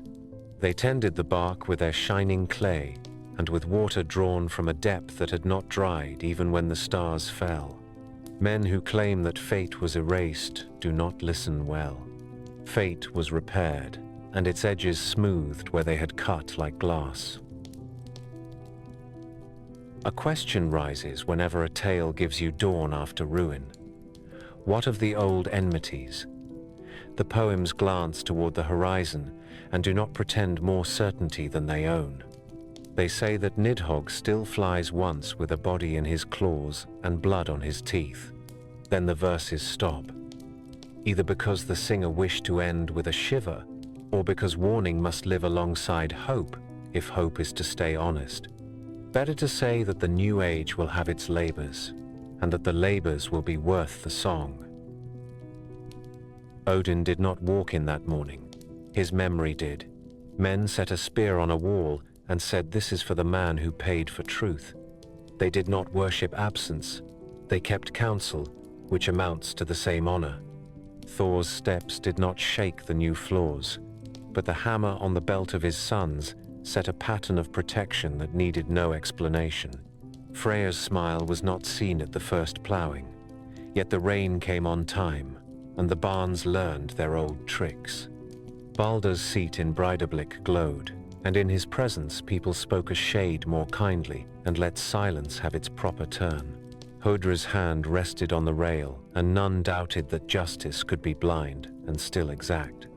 Tyr was missing from the circle, but when the first lawstone was raised, his name was cut deep on it, because courage in the service of fair measure cannot be buried under ash. Among men, a few customs from the time before, the time after remained. A bride asked for the hammer to bless her bed. A craftsman scored a strip of wood with those small strokes that turn chance aside. A sailor poured a mouthful of ale into the river and asked it to be a road rather than a ditch. Genes carried memories the way soil carries seeds. A skald told the children the old tales and did not tidy the endings. He added a last lesson. When the world ends, keep your eyes open. When the world returns, keep your word. By slow degrees, the place of councils filled with speech that did not need to shout. A new company learned to sit on Idavol and to send riders from the first route with judgments that could stand a winter. They counted that a good day is one when the game pieces of gold are put away because work has gone well, and a better day is one when the pieces come out and everyone has time for play. They did not search for perfection in the shape of men. They kept balance instead, which was what the old gods had aimed at when they poured water on bark at morning. So the world remade itself along the lines of an older plan but with a kinder light. Corn ripened without debt. Calves stood without fear. A smith smiled at a small straight seam that would outlast his hand. A widow stood by a river and spoke the name of a husband and did not feel the cold of hell at her back. A child asked why the summer smells of honey, and someone answered that once upon a time a tree survived and 3 women would not let it die. A world can die and rise again, but stories do not survive by chance. They travel in mouths and on wood and stone, and they accept the changes that time demands so that the core may endure. After the ash cooled and green returned, memory became the last craft the North would practice with full devotion. What follows is not a list of texts only. It is the map of how a people kept the gods within reach and how the gods in turn shaped the habits of that people. Before any vellum, there were voices. Skalds stood in smoky halls with ice at the eaves and turned deeds into song. They taught listeners to hear a ship as the horse of the sea, to hear gold as serpent bed, to hear blood as the mead of the sword. Such kennings are not riddles for sport alone. They are a discipline that binds many layers of tale into single lines. Bragi Boddason is named as an early master. Egil Skallagrimsson carved runes to heal and to curse, and then sang over his work so that both sound and stroke would hold. In this way, story and spell walked together without shame. Runes themselves kept part of the house. The elder Futhark, and later the younger Futhark, cut along lintels and grave markers, and on amulets worn close to the skin. A short plea shows often, Thor sanctify. On one stone a little hammer is carved where Christians would place a cross. On another, a charm twists like a small river along the edge of a memorial and promises help to the one who reads it aloud without stumbling. These objects are not myths written long. They are doorways. Through them the larger tales breathe. Some scenes were pressed into gold that thin hands could hold. Little foils called Gullgubber show paired figures meeting in a ritual embrace. Scholars see in them the memory of Vanir rites, a blessing enacted in miniature that keeps field and house in good measure. Iron plates from the island smithies show a one-eyed figure and a bent-backed trickster and a strong man with a square-headed tool. A whetstone from Snaptun carries a face whose lips are sewn. Fireside ash has kept that image when many polished halls have fallen. Stone carried more pictures. The picture stones of Gotland show a man fishing from a boat with an ox head for bait and a coil rising from the dark. The Gosforth Cross in the north of England shows a struggle with a serpent and a wolf and a rider on a strange horse. Christian carvers set their faith upon that shaft, and yet the old fights are there, weathered but legible, a reminder that stories overlap when people share winters. Temples stood while the old cult held sway. Adam of Bremen tells of a great house at Uppsala with walls that shone and a grove thick with fear. Sacrifices were made there on a cycle that kept kinship with season. In Iceland, the law speaker once lay under a cloak and decided that one land should have one law so that families would not war forever. After that day, men could still make private offerings in barns and at sea rocks, but the public rites were ended. The word that ended them did not end the stories. When cold and fire had spent their rage upon the plains of myth, it fell to scribes to carry memory on. In Iceland, a long-lived island without kings, men wrote in a language that matched their speech. A thin book that we call the Codex Regius gathered the poems of seers and insult feasts and wagers with giants, and the say-so of kings who will not yet be born. In those leaves you hear the Velva foretell the long winter and the high fire. You hear Odin boast of the spells he learned on the tree.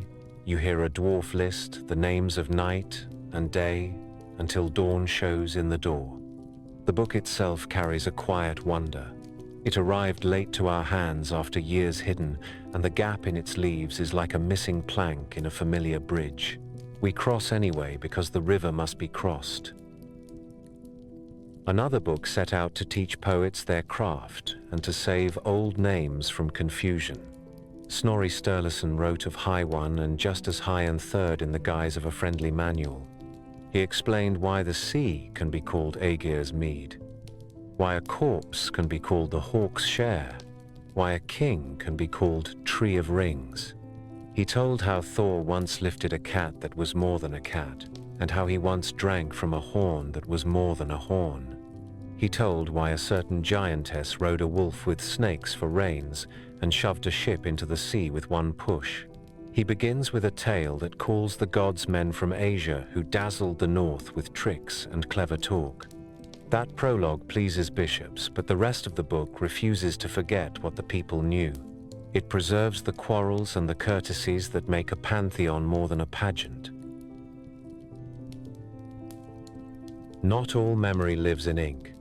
Days of the week still speak the old names in lands far from the fjords. Tuesday for Tyr and his single-handed fairness. Wednesday for Odin and his hunger for costly counsel. Thursday for Thor, whose hammer steadied barns and borders. Friday for a goddess of love and foresight, whose name is spelled more than one way in the south and the north. Place names keep witness where men have farmed for 1,000 years. Fields and groves are still called the sacred space of Freya, the sanctuary of Thor, the meadow of Odin. A stone on Frozen names a man who raised a bridge, and then says plainly that he baptized the people of the island. On that little text, the two ages shake hands. Laws tug at memory and shape it. The old codes from the West Fjords urge fairness at the thing, yet do not hide that a feast to the gods once stood beside the court. Later codes forbid the blood of sacrifice as a public rite and fine those who keep the old seasons. Yet even as the law changed, poets wrote, not to defy, but to explain. They kept what was worth keeping. They set the stories in a past that felt safely far and yet near enough to blush the cheek or to stiffen the back when justice is named. Heroic families carried the divine tales forward by analogy. A dragon horde teaches that greed sleeps with its eyes open. A doomed ring teaches that gifts must be given with measure. A Valkyrie teaches that choice has a face and a voice, not a blind roll of dice. The Volsung poems do not always bring the gods on stage, and yet the stage belongs to them. The shape of fate in those lines is the same shape Asirus sings when she looks from under her hood across the ages. Folklore kept other doors ajar. In winter, folk speak of the wild hunt that tears across the night with dogs and riders. A tall one with a wide hat leads them. Children are told to come in when the wind turns that certain way. At midwinter, now called Christmas by most, old names still stir under the new. Yule fires burn, and a bearded gift-bringer walks over snow. Wise men do not insist on straight lines where lives are curved by cold and hope. Traditions fold. Archaeology finds the crumbs that hands drop without meaning to. A child's wooden toy hammered into mud at a ferry landing. A whalebone plaque scratched with a tiny man and a coil. A brooch with a ring that might be a sun or might be a symbol known only to the woman who wore it. These are not proofs that this or that story is fact.